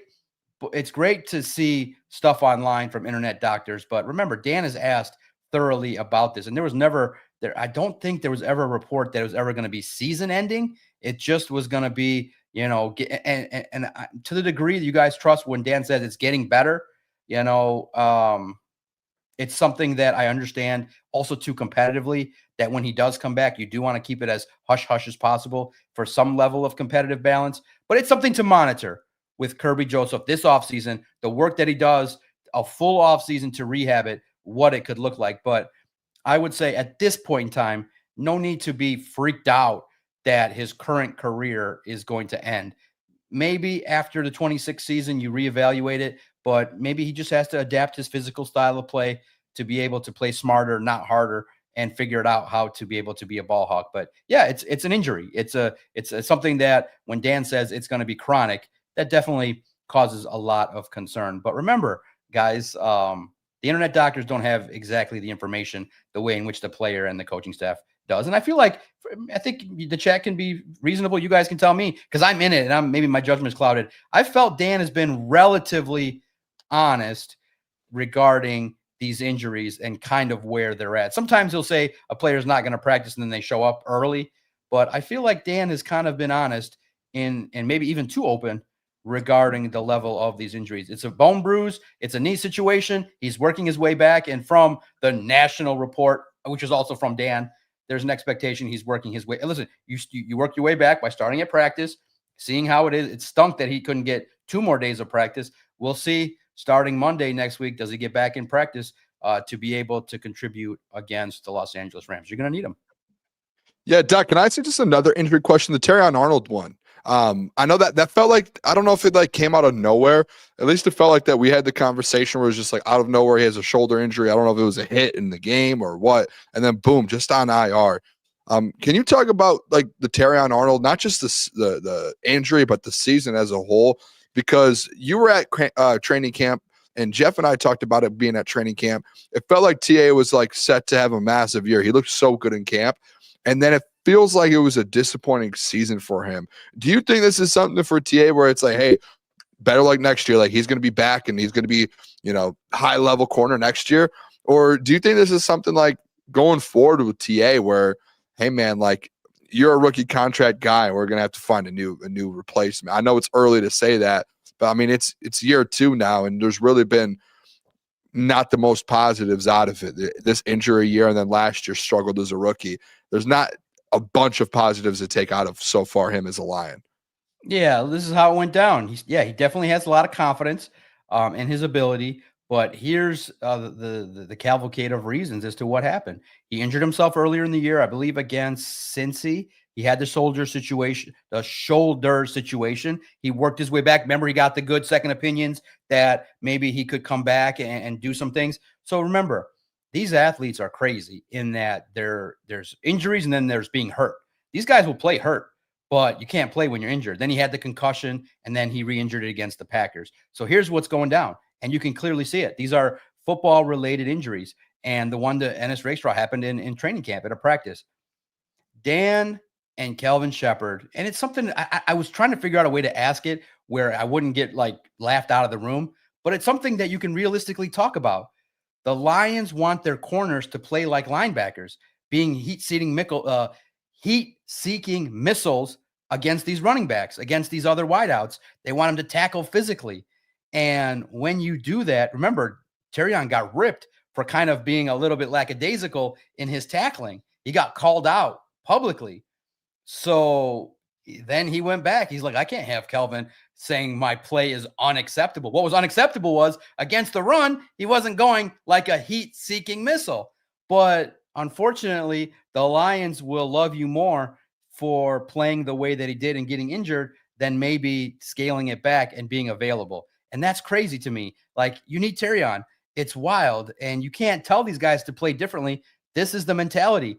And I was thinking of so many ways to ask Dan this week, like, do you need to scale back practice? Do you need to keep these guys healthy? You need these guys. But the answer is no. They are not changing. They have a philosophy. You would think, right, guys, naturally, if all these dudes were falling by the wayside on defense, that you would do something to adapt that this year. Nope. It's the same thing. Full-on tackling, one-on-one battles that are ferocious when they do. But Dan does ease up with a series of walkthroughs later in the year to take care of the guys' bodies. Zadarius Smith told me one-on-one, like, yeah, we're going to practice rugged and we're going to practice harder than most teams, but that's how we win. But when we tell Dan, hey, our bodies are feeling a certain way, Dan backs off. He's definitely a coach that's supremely at the highest level in tune with the bodies of his players. But here's the problem. When they practice, they go rough. And I'm talking about one-on-ones, good on good, battling. You want to hear a funny story, which made me question myself? And it's a true funny story. It kind of brings my whole year full circle. Let her rip, Doc. It's wild. It's wild because I should have wrote it, but I didn't even know within the rules. I should have asked, but I'll say it like this. You know that story that Will Birchfield wrote today about Hassanin getting after it and almost getting in trouble for hitting golf? Hassanin told me that a week ago. So I was talking to him off the cuff. I was just asking after his first practice, a little bit. Now that's on the record. We just talked casually. I didn't put a recorder in his face. I just want to talk to Ahmed one-on-one personally. Like, hey, man, you're learning. What are you doing? how was your first practice? And he's like, yeah, man, I went, he just let it rip. And I'm like, my thought in my head was, are you supposed to be telling me this? Like, okay. And I thought, should I pull out a recorder and tape this? I was like enjoying the conversation. We spent 20 minutes just talking, and he's like, so Will's story is not exactly accurate, and that didn't happen this week. It happened last week because he told me, and I told my wife. I said, look what happened. I'm like, could you imagine a 6th-round pick doing a drill, going so hard he doesn't stop, he hits Jared Goff? And I'm like, what? I was like, how is that even in the realm of possibility with this team? And so you can go check it out. Will got the exact same version. He asked some more detailed questions, but Hassanin wanted to tell that story. He told me, he told Will. Will wrote it. I thought that, you know what, maybe that's not information that should be privy to the public, that Jared Goff almost got killed by a rookie. But, you know, he's open. So now I know, I learned as a reporter that if someone speaks it and you're there, pull out the recorder, start talking, see what happens. But to me, that wasn't the purpose. Like, if you think I was chasing that, I wasn't. I just wanted to talk to Ahmed and get a little bit of knowledge about how he was practicing. I wanted to learn the defensive end position from his point of view, and he's a great talker. But that story was crazy to me. Like, how is that supposed to happen in a practice? And that's bad luck. He tripped over a guy and things like that. But could you imagine if Goff like rolls an ankle or something happens? Dude, these guys go at it and they practice rough. And Ahmed confirms it. Like, he's battling Sewell. He's battling tackles, Taylor Decker. They're battling. They're not this. It's not, you know, I wish they would let us, like, just once a year, just let us sit for a whole 2-hour practice. What do they do? Like, let us see it. And, but from all accounts, from what Zadarius Smith told me, from what Ahmed told me, from what all the defensive ends that talk to me, when they go. And that's how they get better. That's how they are a football team. But guess what, guys? Unfortunately, the good is you get a good football team that can have an over 500 record. The problem is your best players are getting hurt and they're falling by the wayside. And so it's a double-edged sword. I don't know how I feel about it, because you're potentially not going to have Amon-Ra St. Brown in a must-win game. You're not going to have Sam Laporta, back injury. You're not going to have, and I know these things happen in games, but if you block consistently in practice, then you go to a game, you don't think you're getting beat up in your back and hit and tackled and pushed by all these defensive ends. It's a brutal sport, and Dan respects that to the highest level. But I do think the Lions practices are putting the players in a rougher spot compared to maybe other teams. But that's the way Dan's going to roll with it, and you have to respect it. It produced a 12 and a 15 win year. But if we're talking turkey, you know, can the Legion of Whom on defense get you to the playoffs and win a Super Bowl? You got to look at it, because remember, these players, when I ask them, when I talk to these players, I don't say, oh, okay. I say, well, compared to the Browns, how are the Lions practices? Everybody's eyes open. They go, this is different. It's different. So I don't know. It's one of those deals where I'm excited to see how it plays out. Can reserves that you've trained, that you believe are the guys that you can trust, can they go out there and get the job done? We shall see. I'm always of the opinion talent. I want Terion out there. I want him to be somebody that can play and break up passes. I want my tight end catching footballs. And but they got to block. No rock here in Detroit. Yeah, Doc, I want to ask specifically AQM, but really the defensive line. You talked about it earlier, but just diving more into it. AQM's production's obviously dipped. He hasn't had a sack in 4 games. He was never going to have the production he had at the beginning of the year all year. I mean, he was on pace to have a massive season, and it's dipped off, and his snaps have gone down. You know, depending on what side of the equation you are, maybe you want Kelvin to give him more snaps, more of an opportunity. But to tie it back to Aiden's playing a ton of snaps. Aiden plays pretty much the entire game, and I know he's kind of done that through his career, and it's been pretty successful. But what have you made of Aiden's usage, or at least the amount of snaps he plays? I think Myles Garrett plays way less snaps than he does, and Myles has been really productive. So I don't know if that's something the Lions look at. And then B, AQM and just the fall off with him. And you could kind of tie it and give your thoughts on Brad Holmes, because this is the defensive line room he was confident in. DN2 with AQM and DN2 with Marcus Davenport. It just feels like they're not getting anything. The big argument right now with Lions fans, Doc, is either you're on the side where Aiden needs to do much more, he's overpaid, or he doesn't have any help. Like, it's a big debate right now. Yeah, it's weird, because you look at it and you say, you know, a great media member asked I believe Calvin Shepard, hey, Aiden plays a lot of ball, like 98% of snaps defensively. Do you think you need to take him off the field? And Calvin's answer was, you go tell Aiden I'm taking him off the field. I'm like, no, you go tell him to take him off the field, because in my opinion, and correct me if I'm wrong, in my last review of the stats, when I did take a look at him, I felt like Myles Garrett's playing around 70%. A lot of the defensive ends, maybe if it's not him specifically, a lot of the average defensive ends are playing 70% of the defensive snaps. Aiden Hutchinson's playing 25% more. Does he look tired? No, he's got a relentless motor, but he's getting chipped and doubled. And guess what?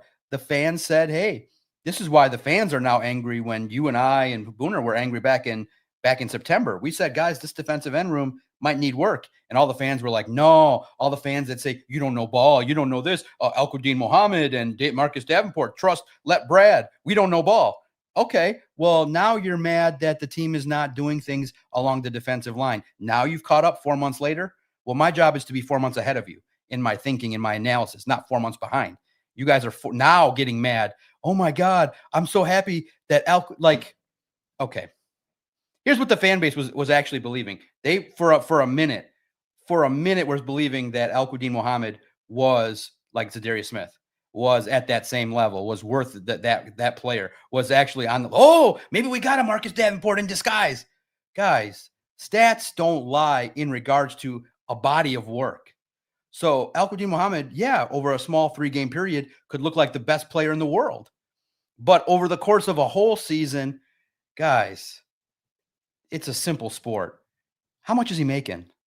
If Al-Quadin Muhammad was a baller and was a top of the line defensive end, he'd be making north of $10 million. You are what your salary says you are. It's a straightforward league, guys. Don't make it more complicated. So why was Booner and you, Jeff, and analysts looking at it going, wait a minute, this team looks good on paper in all these areas except one, opposite of Aiden. And what are we saying now? Opposite of Aiden, no one's winning their one-on-ones.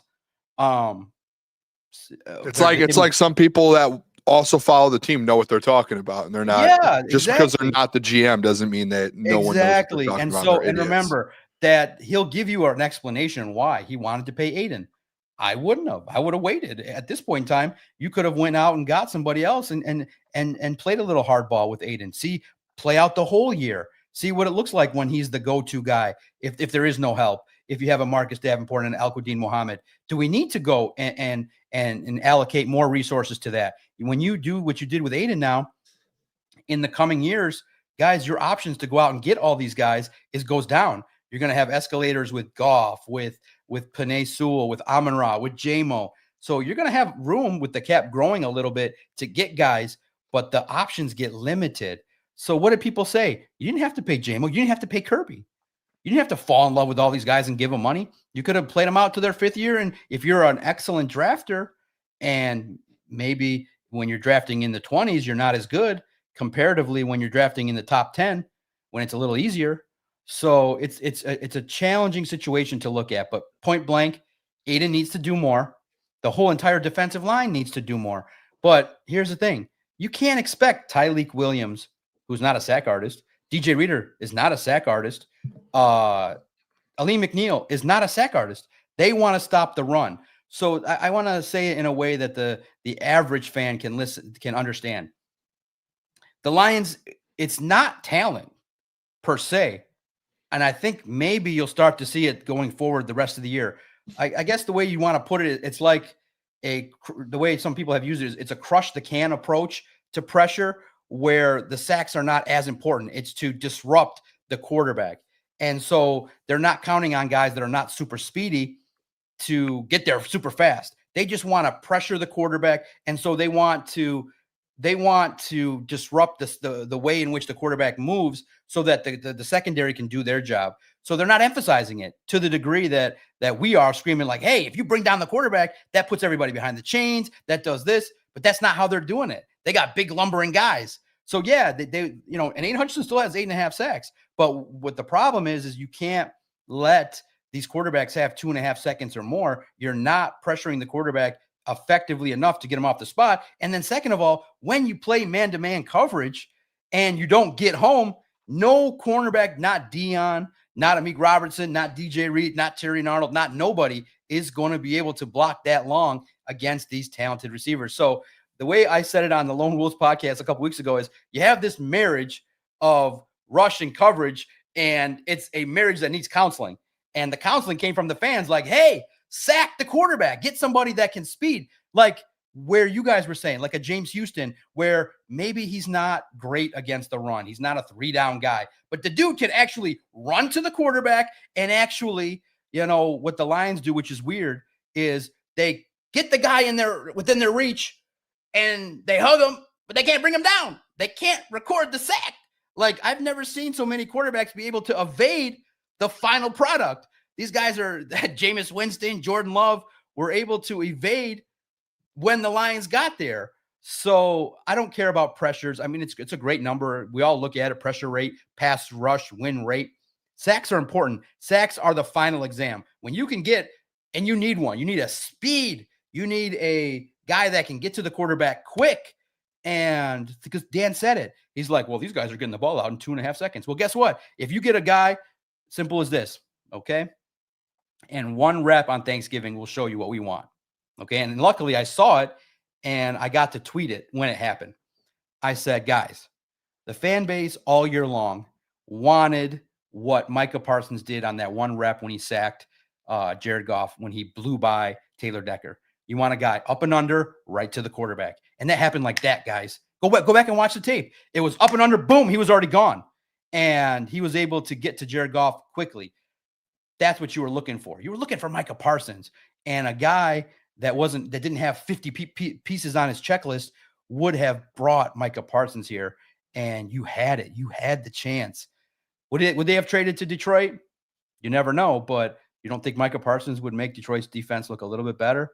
Come on, guys. Talent wins in this league, and we all wanted the best talent, and now the fans are realizing, oh, well, you're paying Aiden, but you're going a little bit of hope with some guys that and look, we didn't even say like we're all fans. We're like, get Micah Parsons. We just needed better than AQM and Marcus Davenport. We just needed better. So we'll see. And I think now we'll have an opportunity to look at that defensive end room and figure it out because it's killing the team.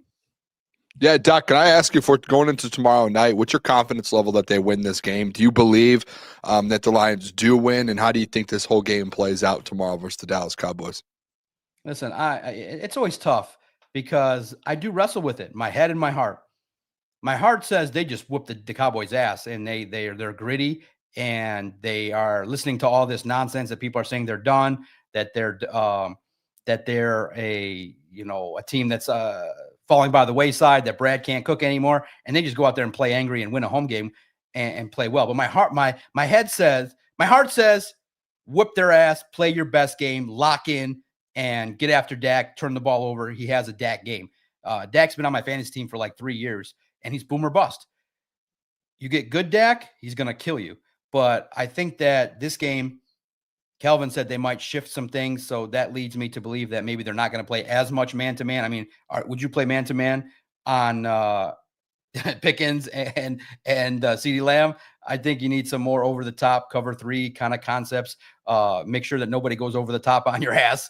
So my head says this is 2 teams that are hungry, and they're kind of the same team. And the Cowboys defense is there to be had. So I'm hoping for a competitive game where the Lions make the plays late. I think it's going to be competitive. I want it to be entertaining. I think the Lions pull this one out like 30-27, and they get to the Rams, and that's where, things can, really be exposed in a different way. I think the Lions at home in a situation where they're desperate. 2 teams are desperate. So, and Pickens and CeeDee Lamb are going to get some, but I think in the end, collectively, you have some pieces on offense that can do some things. I really believe if you figure it out, Jahmyr Gibbs is really a weapon that Dan can really highlight in a way that's similar to Alvin Kamara. And you ride that wave and you get him the ball, and you find ways in the screen game. You find ways off tackle with Penei Sewell and on the side of simple advice. Let's just not do 4 runs up the middle. Let's kind of avoid the interior run game. Let's do this.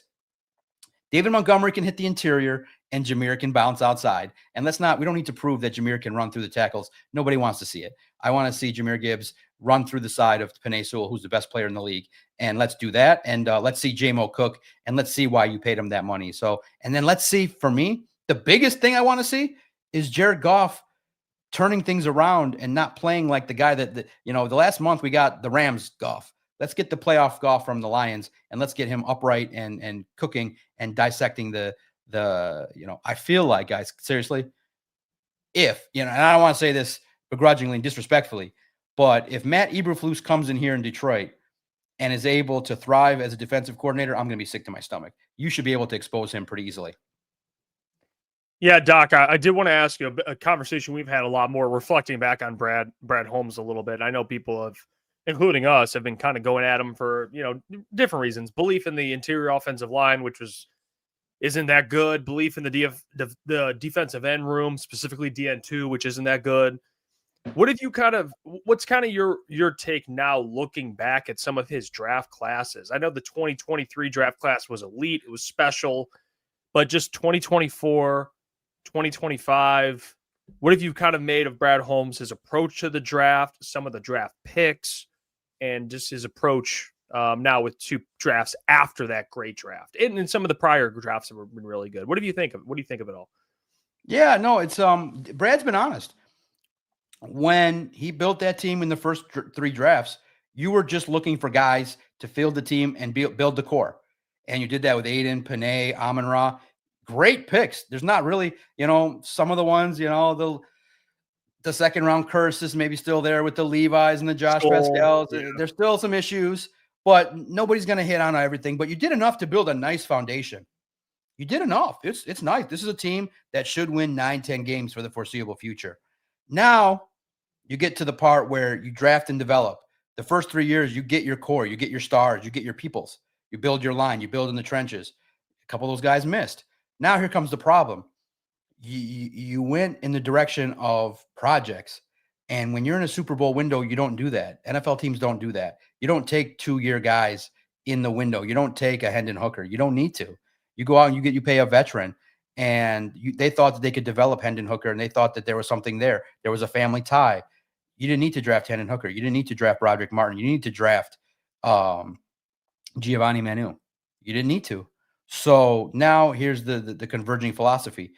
Brad said, as we get better, as we fill out this team, it's going to be harder for the draft picks to play and make the team. So he's now looking for depth pieces, guys that can fill in roles. Well, unfortunately, people were saying about Ennis Rakestraw, he's going to have a hard time being on the field. He was hurt at Missouri. Why would you take that player? And it came out to fruition that he's a player that potentially, you can't have that happen. You can't have a 2nd-round pick in a Super Bowl window not play for the better part of 2 years. That can't happen. That's why nobody right now, unless they're the true slappies, yeah, they could get into the postseason. I didn't say that the season's over, but does anybody realistically in their gut, would they realistically write for money that the Lions are going to win the Super Bowl this year? Nobody other than the slappies are talking like that. They're talking, man, this is tough. A lot of injuries, a lot of situations in which you took players that didn't pan out. And so in my mind, I recognize that, okay, you maybe could have looked at the offensive line last year and went with more of a ready-made center. If you had the inclination, you could have went in a different direction. Last year, I mean, literally, I couldn't believe I had to tweet this. Every pick from last year has missed multiple games due to injury. Has been near IR or on IR. Every single one. That is wild to think about. You're not getting a lot of those contributions. Those can be some of the depth guys that you're looking at right now. Could be you could have had a defensive end in one of those picks in 24 or 25. You could have solved some of those positions that we're talking about now. Maybe a different cornerback. It's easy in hindsight to look at it like that, but you need more impact. But to me, when Brad said publicly, and which makes sense, as you draft 30th or between 25th and 30th every round, it is unbelievably hard to get an impactful player. The further down, just think about it. The Lions are going to pick now in the 20s for the foreseeable future. That takes an extra amount of skill to be able to find those guys that are going to contribute. So to me, I respect that he traded those 3rd-round picks for Isaac Tesla. I get it. He might be a good player.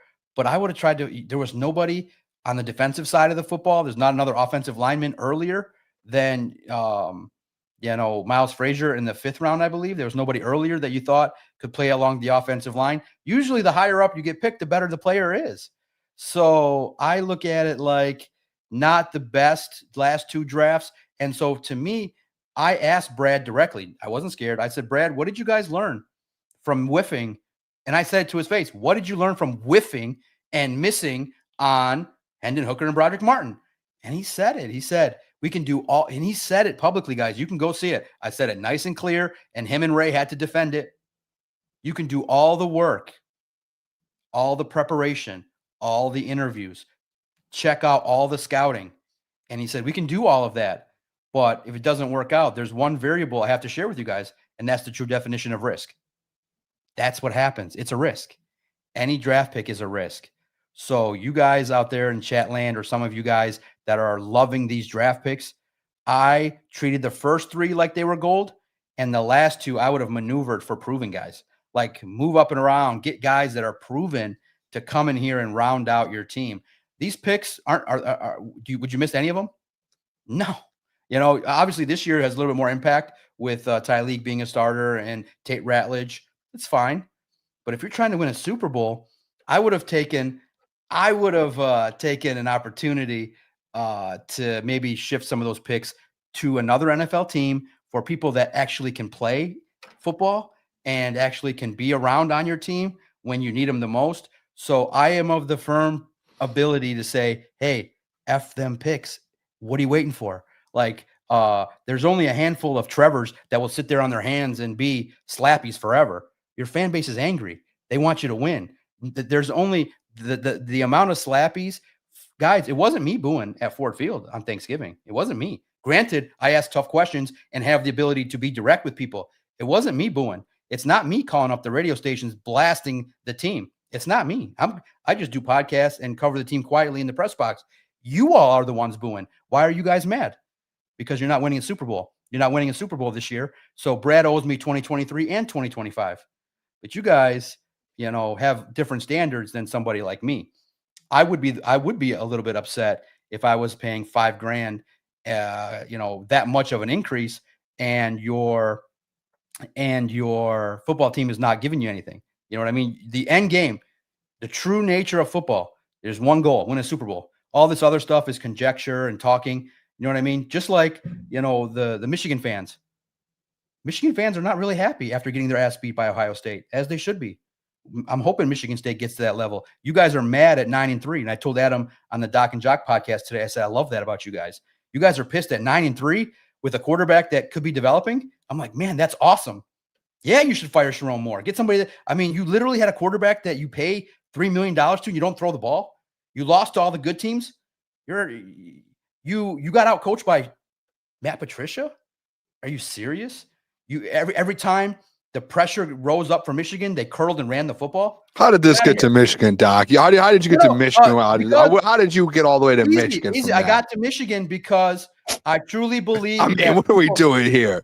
No, it's the philosophy of when people are doing their job and they have a responsibility to meet the highest level of responsibility. I feel like Jeff asked a great question. Brad Holmes did great his first 3 years. The last couple drafts did not put this team in the position to win the Super Bowl this year. It put them in the position. It put them in the position to win 10 games and to give them a chance. But, when it comes down to it, it's time to ship some of those risky picks. Because listen, are we missing any of those 24 picks? None. They're all gone. So if you would have traded all of them for a couple of proven bodies, you might be in a better spot than you are now. So you got to hit on some of these guys. I mean, that 24 class has to have a huge rebound next year. Otherwise, you won't be a winning football team anymore.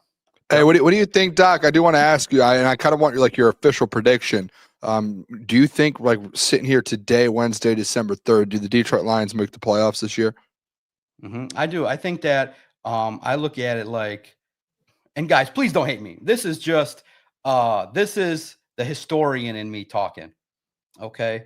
What does this fan base really look at? Okay. Me, I am Super Bowl or bust. That's all I care about. I don't care about if they make the playoffs, how they look in the playoffs, who's trending. I think I heard some reporter today kind of say, well, I kind of thought that this year might have been a retooling year. Hell no, it wasn't a retooling year. Are you crazy? That's how you spin your head and go, oh, well, yeah, you had all these things go on, but look at the talent that you got. Jared Goff, $50 million, Aiden Hutchinson, Jahmyr Gibbs, Amon-Ra St. Brown. What are you talking about retooling year? Yeah, you had to retool the coaches and retool the offensive line, but you still have a lot of talent to be able to figure this out. You're never going to have 5 perfect offensive linemen. You're going to have injuries. So the way in which we as fans get used to getting kicked in the nuts, they're going to battle. They're going to battle all the way. They're going to win that Bears game. Everyone's going to be excited. And then they're going to lose in the postseason. What are you talking about? You don't have enough talent. Seattle, guys, Jackson and Jigba will have 5 touchdowns on you. Don't play Seattle. Don't play the Packers on the road. You maybe are hoping the Eagles get upset. Maybe you get the Bears and they're overconfident after the last game. You could do some things, but ask yourself, are you really winning the Super Bowl? That's like asking a Michigan fan this year, we got Bryce Underwood, but we're going to win the title. Everyone would laugh you out of the room. Everybody predicted 9-3, and everybody this year kind of felt like, okay, they can get to the postseason. Maybe if they were realistic, maybe could get to the Super Bowl. It was tough, but I think that with some aggressive moves in free agency and the trade deadline, you could have been there. This year looks like what the best team in the AFC is the Broncos and the Patriots. You might have missed a window. You might have miscalculated if you thought behind the scenes it's a retooling year. There's no real superpower, and maybe I'm wrong, but I look at it like the Lions are going to tease you, get you all excited again, right back to the playoffs, and then right back to elimination, probably in the second round. Doc, Bob, before we get to mailbag, I do want to ask you, NFC North, Bears beat the Eagles, Packers beat the Lions. Doesn't seem like the Packers are going anywhere. I do want to get your thoughts on if you think the Bears are going anywhere. Vikings are still figuring out their quarterback, but what have you kind of learned after this weekend looking at this NFC North? Because the big conversation, I mean, I always use the Bills, for example. The Bills, they haven't won a Super Bowl yet with Josh Allen, but they've gotten close. But now look at the Patriots. They've arrived. Mm-hmm. The NFL is so interesting. What makes it so great is you go from, you go from worst to first. The Patriots are kind of experiencing that where they're a bad team. Now they're in first place in the AFC and in their division. You never know what happens on a year-to-year basis in the NFL. That's why windows are so important. But what do you make of this division for the future, Doc? Do you still have that confidence the Lions can kind of maybe not dominate this division, but still be the king in this division? Maybe not this year, but for future years? Or do you think it's going to be a tougher task than it used to be the last couple of years? Yeah, it's a great question. And listen, you got a guy in the chat, Trevor. He wants me to take my shirt off like Ben Johnson. I'm not going to do that, bro. Listen, we don't do it. We don't do that kind of stuff, my man. Listen, we all kind of got defensive about Ben Johnson. He's a genius. You don't win 9 games in the NFL without knowing. Look, he knows the secrets, guys. And that's also the ultimate respect to Dan Campbell. It's the ultimate respect to Matt Patricia that this guy learned all the lessons to how to win. And you think that him taking his shirt off was for the cameras and the fans? No, that's for his team. That's for him. That's for the locker room. That's for the boys. So he learned something different from Matt Patricia. He took the best of his learnings on how to build a rugged team. Guess what, guys? Why are they winning? It's not rocket science. They built an offensive line. They can run the football. They eat the clock up, and they're managing to eke out defensive wins by making some turnovers. They built in the trenches. They're able to win games. And so you have a real problem with the Bears. The Bears have your secret. They have your game plan, and Ben Johnson's an OG. It's stamped. It's proven. You're going to have a battle. I am happy this happened this year to the Lions. I'm happy that this whole everybody's like, oh, the non-aggression at the free agency. You just take one guy out and put one guy in, and we're going to go and find all these practice squad guys, and the Legion of Whom is going to take you to a Super Bowl. Guys, football is at the truest nature an easy game. The best football players win, period. And the Lions are going to go out and get some. And hopefully there's some guys that are proven outside of the organization. I think they learned the lesson. They're not going to be this stubborn ever again. They will never, ever front in front of the media where you thump your chest where after you choked in the NFC Championship. They're never going to do that. But they were excited. They got to the dance for the first time. Clearly, I've done that before too. So I get it. This happened, and I'm glad it happened. That the fans were right. The fans told you your biggest weakness. How did the fans see it and you didn't? The fans saw it. You saw it, Booner. No disrespect. A Michigan fan saw it. Trevor saw it. Everybody saw it. It's funny. It's in some way maddening, but I do think they're going to learn from this. These guys learn. You got to use every single tool humanly possible and get lucky to win a Super Bowl. You can't cut corners. Never in a million years are you going to win a Super Bowl not making a bold, impactful trade deadline move that will help your football team get better. You can't stand pat. You can't. So I'm happy they're going to learn their lesson. It's going to get tougher. Listen, I'm happy now. The Vikings, and we can laugh and bring it full circle. The Vikings thought J.J. McCarthy, the cheater, the guy that handed the football off, was going to lead them to wins. That's a fireable offense right there, right then and there. J.J. McCarthy was going to be your starting quarterback over a guy that was proven? That is an epic mistake. That guy couldn't hit at the broadside of a barn. That guy can't play quarterback. And he just sit for 5 years before he ever thinks of being a starter in the NFL. The Michigan fooled everybody. That's the reason why people are mad. It's one big facade of nothing.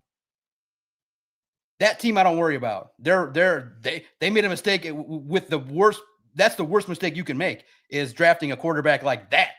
And that's a big mistake. That sets you back. I'm worried about the Packers, and I'm always going to be worried about the Bears. But it's the Lions, Packers, and Bears, oh my, and let's get after it. It's going to make everybody better. The Lions will be in the mix every couple of years, but look out for the Bears. They have the secret sauce. And I love the rivalry that's going to grow between the Lions and the Bears, baby. Let's go. And I can't wait. I may have to fire up the old truck and get out there to Chicago for that must-win game. But I love it. It's competition. Those games. You have a truck, Doc? It's going to be great. You have a truck? Actually, I do not. I have access to one, but I have. Use a Prius? No, yeah. I drive a Kia. I drive. Hey, Kias aren't bad, man. No, I've had a Terrain for the last 5 years. I love that car. Hey, good for you, Doc. We'll get to mailbag here. We'll start us off, Doc, with the first question. We have questions about questions. Mailbag, Doc, can you ask Brad if he thinks he'll have another draft as impactful as 2023? I gotta find him. I can't get a hold of him. He won't talk. When does he talk to the media, Doc? Is it after the season? Is that it'll be after the season. When the Lions get eliminated, the day after, when they come back to town, he'll talk. He only missed, guys. I know. Listen, Dan and Brad work great together. Brad only missed one session. He should have talked. Most general managers will talk around the time of the trade deadline, and he's done it in the past. But he didn't make any moves, and he definitely didn't want to answer for why he didn't. So he always gives, the season to Dan, and he'll pick back up starting in January after the season, and then around the owners' meetings and then the combine in February and stuff like that. So he only missed one, but it was an important one. You guys have answers. And as a trusted, respected reporter in town, I put in a formal request to interview Brad Holmes on the the fastest growing YouTube channel in the internet, the Lone Wolves podcast. And it was nice. They were respectful. They said, sorry, John, Brad's not going to do your podcast, and he's not going to do any media. I said, no media? He said, nope. I said, I can formally write that. They said, yep. I said, okay, he's not going to do any media. And you guys rightfully said, hey, we want you to answer some questions. And I'm proud of you guys. The next question, Jay Stee says, Doc, how are we feeling about Coach Fitz? Jay Stees, man, it's it's weird. I don't have a feeling, and Booner can attest to this. As a Spartan fan, you just felt like I got defeated. Like you're starting again from square one. We are 2 years behind, and you look at Michigan, they're running things great. They're where I want to be. They're winning 9 games a year, and they spent money on a quarterback. They're trying to do something. Now they just got to elevate their coaching and get their offense. Once they get their offense into 2025, look out. Then they can be like the SEC teams and be like Ohio State and be respected. Like hey, maybe hey, Sharon Moore, here's some free advice. Take your car, go to Ohio, find one of those receivers, pay him and bring him here. Find a couple more. And then, hey, here's the other idea, free advice. That Bryce Young, have him drop back and actually throw to those guys, which is called a forward pass. You're allowed to throw for more than 100 yards in a game. And against Matt Patricia, you can pretty much easily do it. So I'm jealous of Michigan at the highest level. We're starting at square one. Like, we need a stadium. We need, okay, I think you're going to have a good coach. I just wish his resume was a little bit better the last couple of years. Look, he got cleared, so I'm happy. I joked around. we're starting at such the basic level of where we're at. I just need him to keep his pants on when he needs to, keep his phone where he needs to, be appropriate, and coach some football. Let's start with that, and let's see what kind of talent and money he spends, and we'll go from there. But rule number 1, do not sext on your phone. Keep your pants on. Stay loyal to your family, and don't besmirch the Michigan State Spartans, and we'll start from there. Shout out to Marco, man. He says, mailbag, who are some names that you think will come in as a play caller in the offseason, Doc? Yeah, I wonder if John Morton's going to give, look, I cannot imagine that Dan Campbell's going to want to call plays. And I asked that too directly to Dan. I wish they would have aired it. It was funny because I got a chance. Dan was on a little behind the scenes. Dan was on a Zoom call, but it was the first media session where Dan did not turn on the video. So they pull up questions. So I'm just firing off 2 questions at him. And so I said, knowing that you're responsible for in-game management, game decisions, and that's been talked about, are you going to call plays the rest of the year? And he said yes. And then I asked him about what's going on with the pass rush. So it was like this, but with him in the corner there, and he answered it nicely, and it was good. When was this? It was Saturday. So there was a media session that they didn't air it. Yeah, that's where you got the Frank news. You got the reaction from Dan Campbell. Go check out all the papers from Saturday. We highlighted what was said on Saturday. I'm just shocked because we were talking about, hey, the next time you speak with Dan, we're excited to see if he actually gives you the light of day. Yeah, we talked. It just so happens the next time you talk to Dan, they just don't air it, and he has no camera on. Right, he's just MIA. No, it was Zoom because they do. I would actually love a Zoom visit every Monday. Saves me an hour drive each way. But it was after, Thanksgiving, and he spoke on Saturday. I wrote a lot of the answers. I wrote that. That's where, if you go check out Lions on SI every day, that's where I wrote the answers to the questions that I asked. He said about the play calling. He talked about the pass rush. So you can get his answers from Lions on SI. So listen, Dan likes me, guys. Realistically, we could have a beer and shoot the breeze, and he'd laugh and be like, man, you kind of a little bit rough there on some of these questions. And the reason why it comes across that way is I'm asking a little bit more directly than the others. And in New York, there will be 10 of me, but there's only 1 of me. And so I think the others have realized, okay, if John's going to do it, the media, like I said, no media members ever said to me, don't ever be that way. They've never said anything. So I think they're happy that I'm the guy to do that. And I think I'm the right guy to do it because I don't have any, I'm in a good standing with where I'm at. I'm very confident in who I am. I'm very confident in the things that I do, and I know what to ask and how to ask it.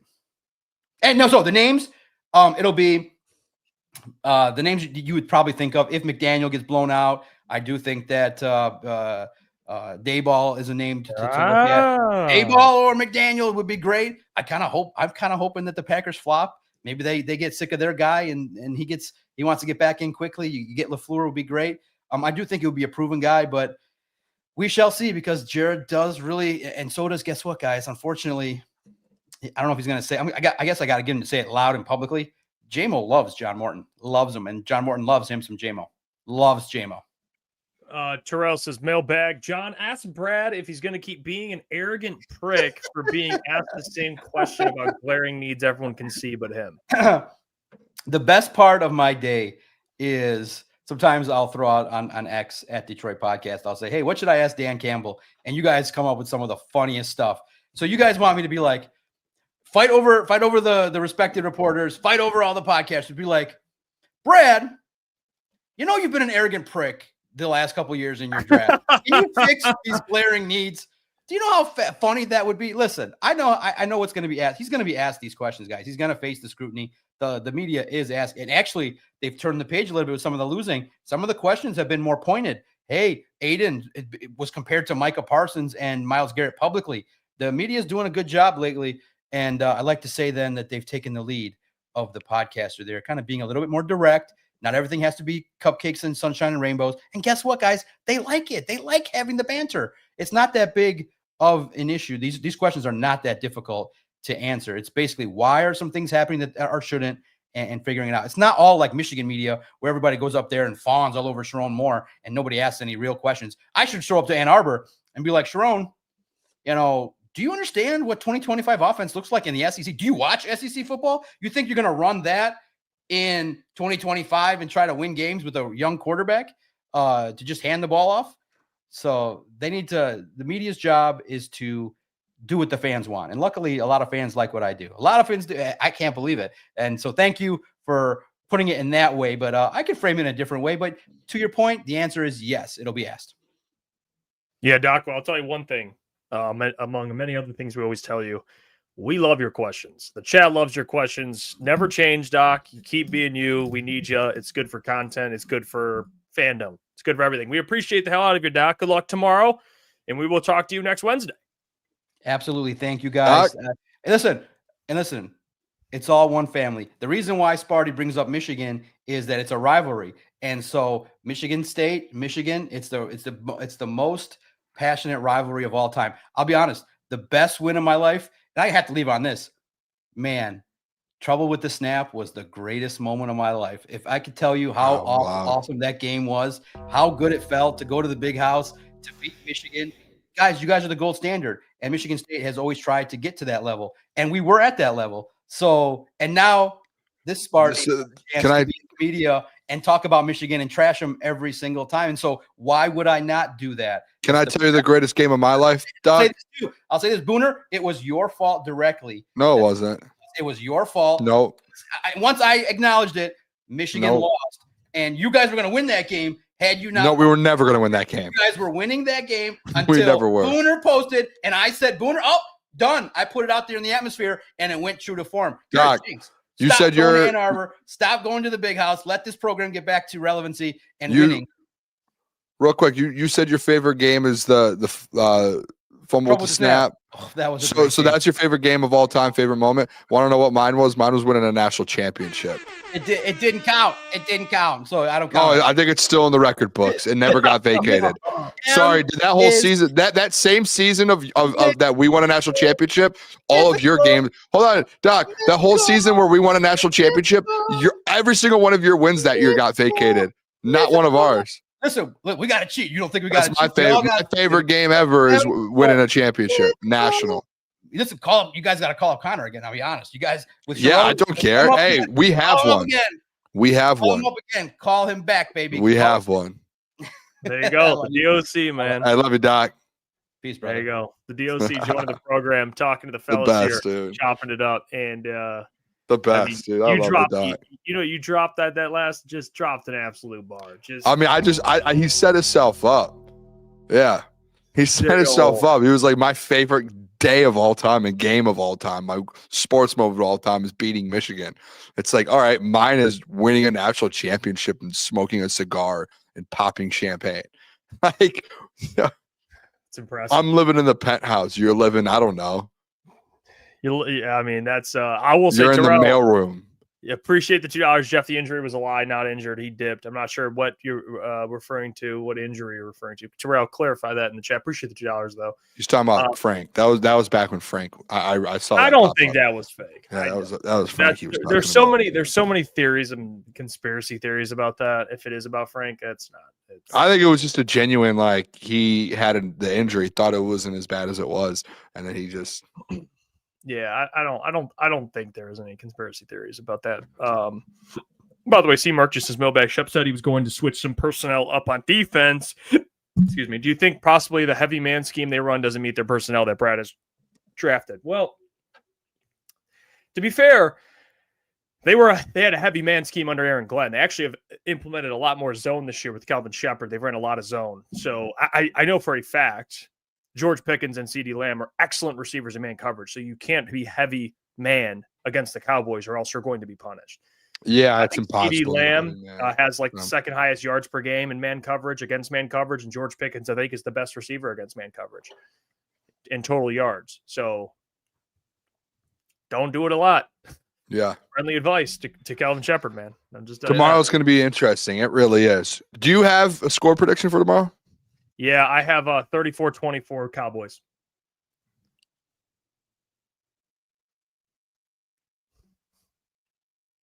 So I got to run this. I got to run it again. Wow. You have the Cowboys winning? Yeah, I do. Really? Yep. I've got 31-21. Dallas Cowboys. Yeah, I got 34-24. I think the offense is going to be too much for this defense. I can't see a world. I try. I tell people this all the time. Like when I come with score predictions, what's your score? And this sounds really crazy. I actually genuinely sometimes, you might have seen it before. I try and close my eyes, visualize the game. How is this game gonna go? 100 times out of 100 times, I did 100 simulations with my eyes closed, and every time CD Lamb cooked our secondary, and George Pickens did the same thing. Javonte Williams ran for 70 yards, and the defense couldn't hold up. That's it. It's hard. Hope we're wrong. We'll be back tomorrow for the game. Watch party, Thursday Night Football. Be there. Post-game show. The 8 boys will be p.m. all together. It'll be electric. Whether or not the Lions were confident is irrelevant, because once that game starts, we're juiced. We're ready to watch what happens. I don't know. Hopefully, What? I don't know. I was gonna say some. Hopefully, some good Lions football. I hope they win. Listen, I really do. I don't know if they. I don't think they do, but I hope they do. And I hope there's a world where they win tomorrow and they win next week, and we're sitting there and we're able to start talking playoffs again. Hope so. I pray to God that we have that opportunity. Until tomorrow, be there. Much love to you guys. Appreciate all the support as always, all the super chats, the merchant people that buy merchandise, the members, even liking the video, which you guys should be doing. Hit the like button before you leave. Hit the like button. Everyone hit it. 130. We should have over 100 likes today. Hit the like button. Means the world. We'll catch you tomorrow. Love you guys. Peace.